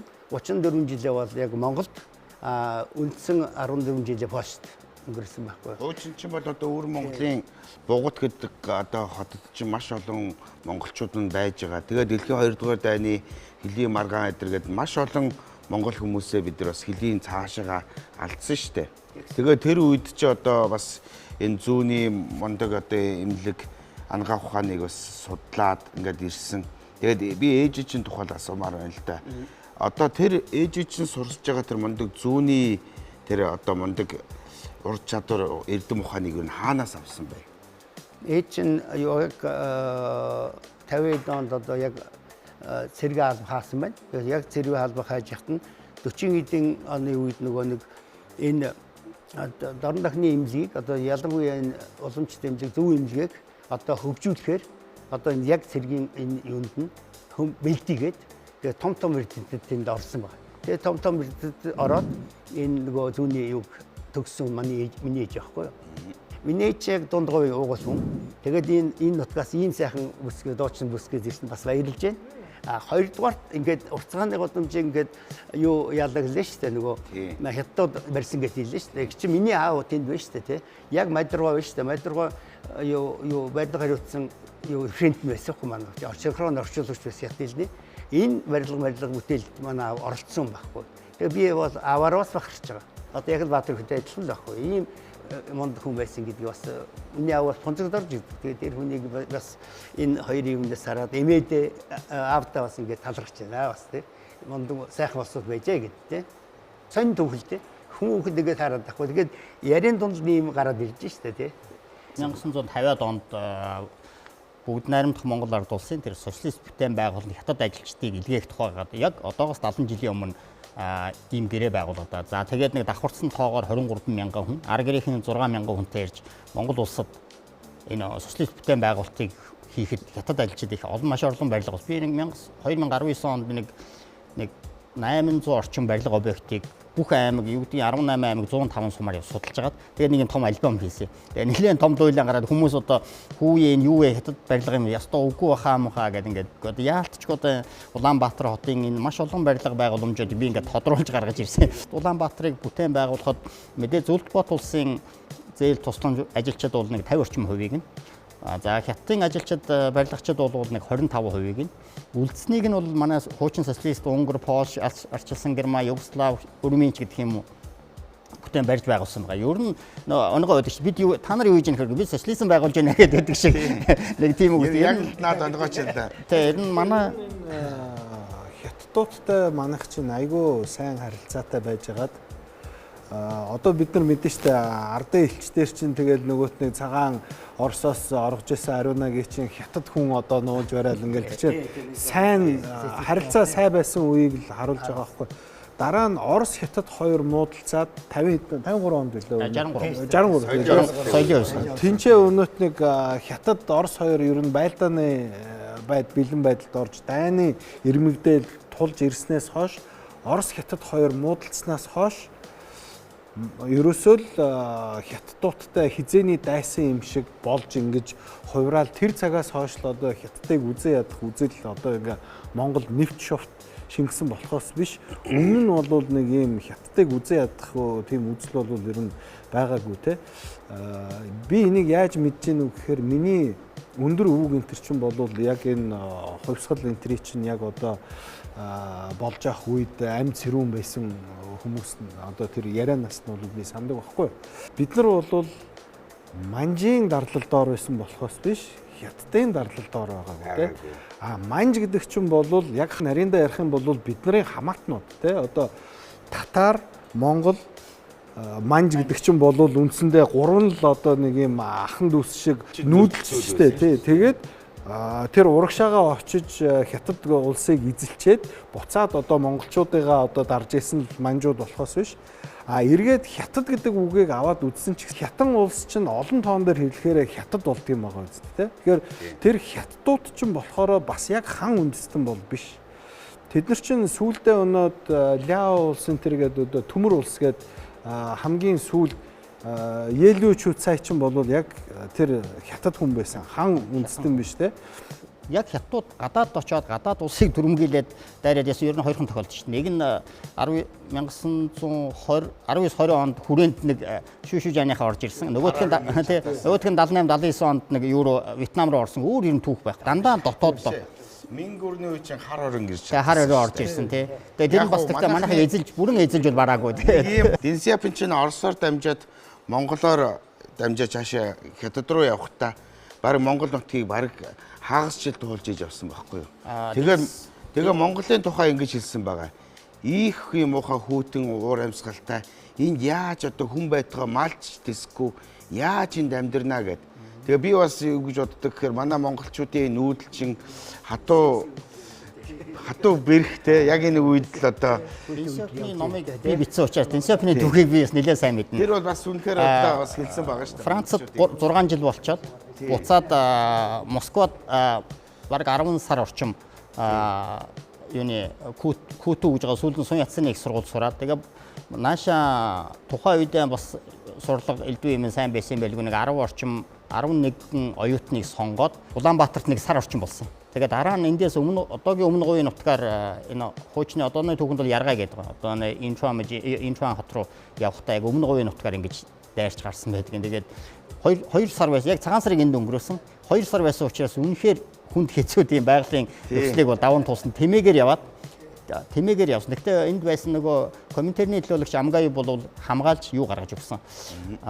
Хил гаргаж өгсөн. Тэгэхдээ Дэнсяопны түүхэн дээр ч гэсэн бас бичдэг. Өөрөөр хэлбэл мань хүний хамгийн анхны албан ёсны ажил хувьсгал хийх хятадын баруун хойд нутагт хувьсгалыг түгээн дэлгэрүүлэх анхны ажлын байр, анхны цалин хүнлүү эдгээр бол Улаанбаатараас олгогдсон байдаг. Тэгээд Дэнсяопын дараа нь Монгол Хятадын харилцааг энэ түрүүний Батөргөлийн ярьсан тэр 1964-өөс 89 он хүртэлх нь тасарсан харилцааг сэргээхэд Дэнсяопин маш санаачлаг гаргаж 1989 онд Хятадын 89 онд тэр 40 жилийн ойдоор очсон манай холбооны яамны сайд Баатар сайдыг өрчилсөн ямар нэгэн протокол дуртаагүй байхад нь Монголоос хүн ирсэнхээр нь тусгайлан хүлээж авч уулзч. Энэ бол хоёр улсын харилцааг сэргээх маш чухал үйл явдал болсон. Тэгээ Бата эмчээсээ би бас нэг юм асууя гэж бодоод байгаа. Бэлэгт эмч одоо 50-д он 60-д оноос хойш Монголын ангаах ухаанд бол маш олон одоо арга техник одоо шин арга эмчилгээний аргуудыг нээсэн. Тэгээ тухайн үед бол ерөнхийдөө манай монголчуудын бол дээр үед бол одоо янз янзэл одоо өвчин байсан байгаа шүү дээ. Тэгэхэд одоо сүүлийн үед одоо манай хүмүүсийн ялангуяа залуучууд хүүхдүүдийн дунд бид нар бас маш олон хүнсний зүйл хэрэглэдэг болсон ч юм уу. Тийм дархлааны өвчин бол маш их гарч байгаа. Тухайн үед бол одоо бэлэг тэмчийн бас зохиосон тусгай технологи таныг бас яг тэр дархлааны бас тэр актер хүчнийг эдгэж байгаа гэсэн. Энэ яг ямар технологи, ямар өвчин байгаа юм бэ? 2003 онд юу энэ Польшид манай эмчнэр чинь тэнд ажиллаж амьдарч байсан шүү дээ, ажиллаж байсан. Тэгээд тэр үед он практикийн хурал болоод тэр бүгдээрээ л илтгэл бэлтгэл тавьж байсан. Тэгээд тэр дотор миний ээж тэр могой өвчнийг эмчлэх асуудал гэсэн сэдвээр илтгэл тэр яг ямар өвчин бэ? Тэр бол нөгөө зоостер хэрбис буюу бүслүүрүүлд буюу могоёр гэдэг вирусын гаралтай өвчин баггүй юу? Арьсан дээр гарна. Тэгээд яг манайхан болохоор арьсангны өвчин дээр яг арьсан дээр гарсан учраас арьсангны өвчин гэж андуураад яваад байдаг. Энэ бол арьсангны өвчин биш байхгүй юу? Арьсан дээр одоо нууц үеийн болохоор нэг юу ч мэддэхгүй одоо хаанч өвдөд байгаа мэдгүй нойр улчирхай ч юм уу, ходоо ч юм уу, дэлгүү ч юм уу, нүүд ч юм уу юу ч мэдэхгүй ингээд төрж хагаад нууц үе гараад ирэхлээр тууралт гараад ирдэг. Тууралт гараад ирэхлээр энэ нөгөө могоёр гэдэг өвчин байна гэд онцлогдоод тэрийг эмчилдэг аргыг 2003 онд тэр илтгэл дээр тавьсан. Тэгээ бид нэр тухайн үед нөгөө эмчнэр юу сонсоод энэ ямар өвчин байдгийг бол ёстой юу гайхшигтай ингээд сонсоод тэгэхээр нэг араар ингээд өнгөрсөн. Тэгээ би 2004 онд юу ээж 2004 онд тэнд өнгөрсөн л дээ. Ээжигээ Польшоос гаргачаад тэгээд 2004 яг тэгэхээр би ээж нөгөө 2004 онд би одоо Монголдо буцъя дөө хэдүүлээ сайхан ингээд тэр юугаар үгийг бодож байгаад би 2005 онд Монголдо буцаж ирсэн л дээ. Тэгээд Монголдо буцаж ирээ байжсэн Мерсер ийм могоёр гэдэг өвчнөд гарч ирж байна. Тэгээд би тэр өвчнийг ингээд яг ээжийн нөгөө илтгэлийн юугаар ингээд 4 сар үйдгийг тэр 4 сараар эмчтэд аюу үрдэн өгөөд байсан. Тэгээд ингээд хүмүүс их баярлсан. Олон жил шалсан 10 жил аюу 20 жил хүртэл ингээд тэр юу цаашаа орчдөг. Ингээд нөгөө арьсных нь хэлбэр бүгд идэгчдэг мөртлөө мэдрэлийнхээ судлыг дагаад энэ чинь өрсөлдөд идэг байхгүй. Тэгээд хэдэн 10 жилч болсон идэхгүй эмчилж чадахгүй нэг. Чадаагүй. Ер нь Европ хэмдэг юу чадахгүй өвчин байхгүй. Тэгээд энэ өвчнийг эмчлээд байсан чинь 2000 юу ковид өвчин гарлаа шүү дээ. Ковид өвчний гарсны дараах яг одоо нэг борооны дараа одоо мөг ордог шүү дээ. Яг тэрний шиг л ингээд цацсан юм шиг л ерөөсөн Монголд бол маш ихээр энэ юу дэлгэрсэн могоёр өвчин. Тэгээд энэ хугацаанд яг ээжийнхээ энэ аргыг 3-8 удаа эмчилнэ гэж байгаа байхгүй 4 сар. Яг тэр 4 сарын 3-8 удаа яваас ер нь 190% нь байна шүү дээ тийм ээ. 3 удаа яваас энэ 4 сарыг хэрэглээл цаа өрөл болж байгаа. Зарим нэг нь нөгөө үлдсэн ч юм уу одоо ингээд явж байгаа 7-8 удаа цөөх маш цөөхөн тохиолдол. Ийм юу одоо ээж минь одоо тэр үед намайг одоо хүүд минь хэрэг болно гэж тэрийг хэлсэн үү? Би мэдгүй шүү дээ. Ингээд ийм юм одоо ээж минь ингээд үлдээгээд би ээжигээр одоо хүрт бахарч явдаг. Одоо 600 хүн гэдэг чинь тийм үстэй. Одоо энэ өвчнөөс маш олон жил шалгасан хүмүүсд идэж шүү дээ. Ингэмээр санагдаад байгаа. Одоо энэ чинь дэлхийд өвчлөгдөж эмчилж чадахгүй юм актер өвчин гэж байгаа юм чинь. Одоо та магадгүй энүүгээрээ бас дэлхийн шинжлэх ухаанд энийгээ дэлгэрүүлээд за магадгүй нэг Нобелийн шагнал гэдэг ч юм уу. Магадгүй шүү дээ. Монгол хүн энэ өвчнийг яаж эдгээсэн тухай энийг ер нь дэлхийд ер нь гаргах боломж байгаа юу? Яг би зүгээр энийг бол нөгөө нэг юу патент гэдэг шүү дээ. Энэ патентын хөлсөд нэгсэн чинь энэ яг энэ эмчилгээний аргаар ингээд яг баталгаа манад хийхэд боломжгүй юм шиг байлаа. Тэгээд эн чинь Солонгост очоод, Хятад очоод, Хөх хотод очоод энэ яг өвчин эмчлэгдэг ирж штэ. Тэгэхэд бид нар яг энэ аргаар эмчилчихэд тэгсэн Солонгосод гайхчихэ. Ямар сайн энэ өвчнийг яаж эмчилсэн ингээд ингээд эмчилсэн гэсэн гайхчих штэ дээр ч бас. Тэгээ патент нууцлал нь үстэй. Патентаас нууцлж байна. Нууцлж байхгүй нөгөө Солонгос хэдтүүч аваад бид нар эмчилж байгаа. Монгол хүн ганцаар тусаагүй дэлхийн нийт ер нь бол дэлхийн нийтээр л яаж дарахлаа. Миний мэддэг хүн туссан. Ер нь бол могоёр гэдэг одоо тэр чинь эдгээгүй л явж байгаа аюул. Цамцсан явж байгаа. Хэдэн сар хамтаагүй. Тий. Тэгээд яваад өвдөөл яваад. Шүүглээ нойр. Хамгийн гол нөгөө нэг гаднах юм идэгчдэг мөртлөө идэгцэн гэдэг мөртлөө цаашаа ингэ орчдөг. Тэгээд ерөөсөө мэдрэлийн судлыг ягаад өрсөлдөөд идэг юу байхгүй. Мэдрэлийн гаралтай мэдрэлийн өвчин байхгүй. Уг нь одоо төлн, зүү тавина, төөнн тэгээд цусав. Ийм 4 сар хэрэглэв. Вирусийн антибиотик ямар ч нэмэргүй шүү дээ. Манайх ингээд 3-4 антибиотик хэрэглээл ямар ч нэмэргүй шүү дээ. Вирусын чи ямар антибиотик нэмж байхгүй шүү дээ. Одоо биднес нөгөө нэг ойд төрсөн одоо нөгөө сармагчин гэдэг шиг би төөхөө мэдхгүй 60 жил төөрж явжээ. Тэгээд 60 жилийн дараа одоо ингээд Баатар хүртээ тааралдаад тэгээд ээжийнхээ түүхийг ингээд 9 үе мэдлээ. Одоо 9 үе гэдэг чинь одоо бид нэр 10 11 үеийн явж байна. Энэ одоо бидний нөгөө нэг хуучин ургийн бичиг гэдэг юм чинь алдагдсан байхгүй тий. Одоо энийг одоо өөр монголчууд манай өвд дээдс ингээд хадгалсан байж шүү дээ. Тэрийг бид нар оллоо тийм ээ. Тэр бас айгүй сонин тохиолдлоор одоо би Улаан хүү гэдэг хүний намайг Баатар хүү, Улаан хүү гэдэг хүний намайг бичсэн байсан чинь Баяр хүү гэдэг хүнээр дамжуулаад хүү гэж Батаймч натаа уулзаад тэгээд энэ хүний гэр бүлийнх нь удам судрынхын түүхийг нь одоо хятад их сурвалж архивын бичиг баримтын судалж байгаад ингээд энэ хүний гэр бүлийн түүхийг нь ингэж гаргаж ирээ. Тэгээ яарсан чинь манай Батаймчийн аав Дундгуй аймгийнх, манай аав бас Дундгуй аймгийнх.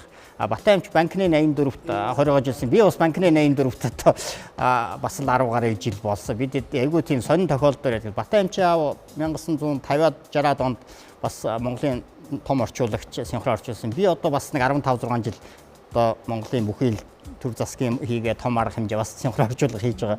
Бас олон талаар бас холбогддог. Би Батаймчтайг их сонин учирлаар танилцсан юм аа. Манай эхнэр ерөнхийдөө Батаймчтай жижигмжлүүддэг. Тэгээ 15 онд би гадаадад явж байгаад хөл бүр хавдаад бүр ингээ явж чадахгүй орж ирээд тэгээд нэг Монголын би нэрийг хэлээд яг Монголын нэртэй том эмнэлэг дээр очиод зөндөө мөнгө зарцуулаад 7 хоног яваад тэгээд Батаймч намайг ерөөсөө 150 идгээгээл тэгээ тэрнээс хойш одоо би ингээд өвдөх янз янзын болоход одоо тэрнээс хойш ингэсэн Батаймчтай дахиж очисон чинь одоо дахиад 150 гэхээр би Батаймч одоо 150-гүйгээр зүгээр юм уулгаад эдгэчих болдгоо мө гэсэн чинь за чи ерөөсөн над дээр дахиж битгий ирээрэй гэд. Батаймчаас хөөгдөд. Тэгээд тэрнээс хойш эхнэртэй нэг сайхан эхнэр хүүхдтэй загнуулаа. Тэгээд боцож Батаймч дээр очиод. Тэгээд одоо бол би ер нь Батаймч дээр л ер нь явдгийн штэ. Харшлын өвчнийг Европ хуулийг дийлдэггүй ш. Дандаа гормон юм уу тийм хэрэглээдэг. Харшил өөрөө болохоор эмчлэгддэг өвчин шүү. Манайхан мэддэггүй. Тэгээд би ч одоо тэр болгоныг бид нэг ингээл ягаад ингэ шүү гэл ингээд маргалдаал ингээд ягаад байдгүй. Яг хөө ирээд явах юм бол ингээд сайхан үр дүн гараад эдгээр чи бүгдээр мэддэг байна. Тэгээд эн чинь би өөрийгөө нэг тэг рекламдаад ядгүй тэгэл ингээл хүн үнээрээ дуулаад ингээд дамжаад ороод ирдэг байхгүй. Тэгээд би ч бас ардын эмнэлгийн хөрөлн дээр дэмжлэгийн ажилтан бас нэг 9 жил хийсэн. Дараа нь Польшид 10 жил. Тэгээд 2004 онд ирээд ээжийнхэн нэрээ зүүнний бэлэгт гэдэг эмнэлгийг байгуулад одоо ингээд 21 жил яг энд юу ажиллаж байна. Маш олон төрлийн өвчин одоо надад бол анхдагч 2 дахь дөрвүүд гэдэг юм байна шүү дээ. Нэг байдаг шүү дээ. Тэрэнд би бол нэг 140 гаруй хүнд нэг ад жаргал хайрсан да. Одоо өртөө болгож тий. Одоо зарим нэг ч байгаа юм чинь нэг хөвгтөө болсон чинь Батайм чинь дахиад хөвгтөө бас болдгоо гэдэг. Тэгээд нөгөө чинь дахиад ирээд нэг 2 3 зүг тавьж итэл дахиад жимсэлсэн. Энэ их сонин тохиолдол байхгүй. Яа тэгэхээр манайхан болохоор яг тэр нөгөө нэг янз бүрийн өвчнөө бүрэн идгээдгүй. Тэгээд нөгөө ингээд аквариум дотор ингээд цэвэр ус байж тээ. Загас сайхан сэлнэ эзэн. Тэгэхээр сав гэдэг чинь өөрөө орчинтой байхгүй. Тэр орчин гэдэг чинь болохоор манайхан нөгөө эмчилгээ дутуу эмчилсний улмаас болоод тэр дотор ч болон гарцсан юм барна үстэй. Тэгэхээр тэр дотор нөгөө нэг эмчилсний хоод нийлж чадахгүй хөл байдаг. Тэгээд тэр чинь ядгүй. Тэгээд зөв эмчилгээ чинь бол яг тэр чинь бүгдээ сайхан болгож өгвөл тэгэл жирэмсэлсэн. Зүгээр одоо ингээл барингуутал за та тийм байна. Яаж одоо энэ гурвуугаар ингэж одоо мэдээлэл авдаг юм бол би танаас энийг асууваар байгаа. Одоо ингээл үзэл хүний дээрүүд Батаймч 5 цул 6 сав эрхтний мэдээлэл энэ хүний юу одоо ингээд 3 цэг дээр ингээд мэдээлэл өгдөг байсан гэж мэдээлэл. Би зүгээр нэг жишээ хэлье. Би юу пост ажиллаж байхдаа Белсток юу яг энэ Белорусын хил дээр нэг юу биш хил юу байдаг том эрдэмтэн айгуу том бактемч доктор профессор юу гэнэ тэр юу Белстокийнхоо айгуу том хүн гэнэ. Тэгээд над дээр хөргөөгөө дээр ирж байгаа хгүй. Дуулсан л байхгүй. Тэгчээд над дээр би нэг өвчин тусчлаа. Тэгэхээр та яасан өвчин тусч өгч мэдгүй та нэг ажиллаад өгөхгүй. Бид нар ч орчлоо байхгүй тий. Янзын үзэж байгаа байхгүй. Янзын үзээ. Тэгэхээр би хэллээ. Ингээд бод үзэж байгаа. За та өөрийнхөө өвчин ямар мэрэгчлээ гэсэн хэллээ. Тэгсэн чинь өөр айгуу том юу бөөрний юм жахгүй. Урлаг айгуу том актив доктор. Тэгсэн чинь намайг юу ягаад хэлсэн. Та өөрийнхөө өвчин туссан биш тэгсэн чинь төдгөө үсрэл гараа явцсан. Итгэхгүй л байхгүй. Тэгсэн чинь нэг 2 цагийн дараа дахиад ороод ирсэн чинь яг нөгөө эхогоор харсан чинь бөөрн чолоо байгаа байхгүй. Тэгэл энийг яах вэ гэсэн чинь та нар яах вэ гэсэн чинь бид нар бизнеслигээ давна гинэ. Эсвэл лазерт нэг гинэ бөмбөгт нэг гинэ. Тэгэхээр би хэрэггүй. Би танд нэг юу 14 хоног юм уу би. Монгол юм. Та уух вэ гэсэн чинь би итгэж जैन ууй гээд. Та манай эмчнэр ерөөсөө энэ чинь уушиг зүр бүгдээр яваад энэ чинь онцч чадаагүй. Чи л ингээ зөвхөн ингээ ингэж байгаа онцчлаа гэдээ бас ингээ энэ сонирхолтой бас тийм. Тэгээд тэр эмийг авч яваад 14 хоногийн дараа ахаад үзээд өөр нэг чод байхгүй. Энэ ямар хайхшигтэй гээд. Тэгээд тэр эмч над дараа ерөөсөө маш олон хүн явуулсан. Бүр бөөрийн дутагтай хүнтэй явуулж байсан. Тэ. Нэг жишээ хэлж штэ тийм өчнөө юм байна уу тэгээд бид нэ. Үнэхээр Бата эмчтэй ерөнхийдөө ингээд ер нь би маш их баярлж явдгийн. Тэгээд маш олон хүнийг эмчилж эдгэж гин. Ялангуяа манай Монголын уламж ангаах ухаан гэдэг энэ сайхан урлагийг бас ээжээсээ өвлөөд одоо энэ сайхан урлагийг хөгжүүлж байгаа. Тэгээд танд их баярлалаа. баярлалаа. Өнөөдөр манай нэвтрүүлэг бол бас их гоё сонирхолтой болж байна. Тэгээд бас манай Огигаас нэг асуулт асуумаар санагдаад байна. Огийн маань одоо ингээ хуучир тоглож байгаа арга барилыг ингээ сонсохоор би бол ингээд хуучирыг сайн тоглодог хүн тоглохгүй бол бас чихэнд хэцүү шттэ. Ер нь яаж сурсан юм бэ? Энэ хуучир тоглолт сурах нь хэцүү юу? Манай хуучир хөгжимч ерөөсөө аргадаж тоглодог. Ер нь ааштай хөгжим гэж манай Монгол улсын гавьяат ааштай хөгжим. Жүжигчин цэвэрлэг мааштай гэж хэлдэг. Ерөөсөө ааштай. Ерөөсөө арга донжийг олж тоглохгүй. Ерөөсөө ааштай хөгжим. Тэгээ цагаагаар байдлаас болоод ерөөсөө бороо орсон үед чихтэй дээрээс дуурахгүй. Халуун газар бас ингээд өөр цар хатад дээрээс дуурахгүй. Ерөөсөө ингэж жоохон хөгчиг нэлэх хөгчиг л ингэж аргадаж ерөөсөө арга вийн л олж гоё доорхгүй. Ерөөсөө хэцүү хөгжим шүү дээ. Манай хөгжим тий. Хуучир хөгжим. Би ерөнхийдөө хуучир хөгжиг багасаа ингээд Монголын яриадагаар сонсоод одоо гоё хөгжим ямар хөгжим бол байдгийг болоо гэж сонс. Манай аав өөр багшгүй байсан л да. Манай одоо монголчуудын бол үндсэн язгуур хөгжим шүү дээ, тийм ээ.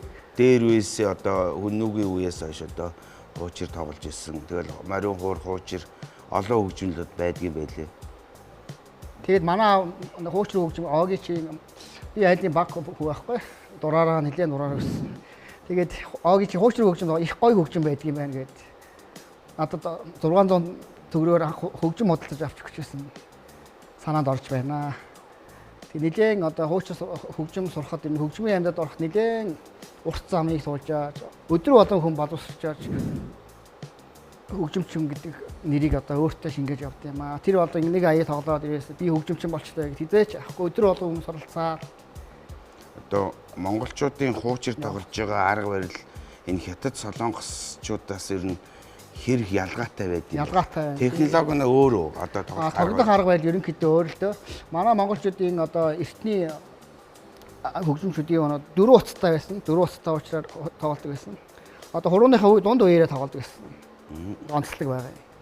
Гатдууд бол ерөнхийдөө одоо өндгөөрөө тоглодог нь онцлог тий.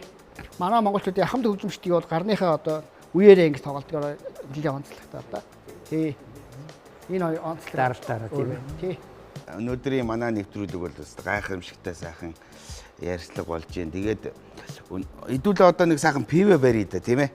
За манай нэвтрүүлгийн энийг чинь бас ярихгүй болохоор бас цалин гасчих гэдэг нэг асуудал байна. За тэгээ одоо манай нэвтрүүлгийн спонсор 150 жилийн түүхтэй Испани алдарт Сан Мигель пивэ сайхан уугаарай. За одоо тэгээ манай одоо гоё юм юу байгаа штэ. Японы одоо Кальпис гэдэг гоё ундаа байгаа. Энэ нөгөө манай сүүний одоо ундаанаас гаргаж авсан. Манай Монгол технологиос гаргаж авсан ундаа гэсэн шүү. За Бат хоригл маань одоо Кальписэнд юу н орцсон юм байна шүү дээ. Ерөөсө байн Кальпис байгаа. Тий. За одоо Бата эмч маань одоо зас нэлээд пи уусан эмч одоо энэ глюкозон энэ улаан уснаас сайн өгнө. Тий. За баярлалаа. За манай нараа дүүдээ одоо нэг сайхан бизнес яваарай гэдэг одоо энэ гоё. Энэ усыг явъя та. За тэгээд. Тэгээ та бүхэндээ маш их баярлалаа. Үнэхээр гайхамшигтай сайхан ярьцлага болж байна. Тэгээ өнөөдөр та бүхэндээ маш их баярлалаа. Тэгээд энэ нэвтрүүлгээ урт цагааныхаа гудамж нэвтрүүлгээ өндөрлөөд одоо манай наран цогтын маань одоо гоё дуу байгаа штэ. Цэцэгчний хүслэн. Энэ дуугаар сайхан өндөрлөхөө таныг тайсан дээр өрье.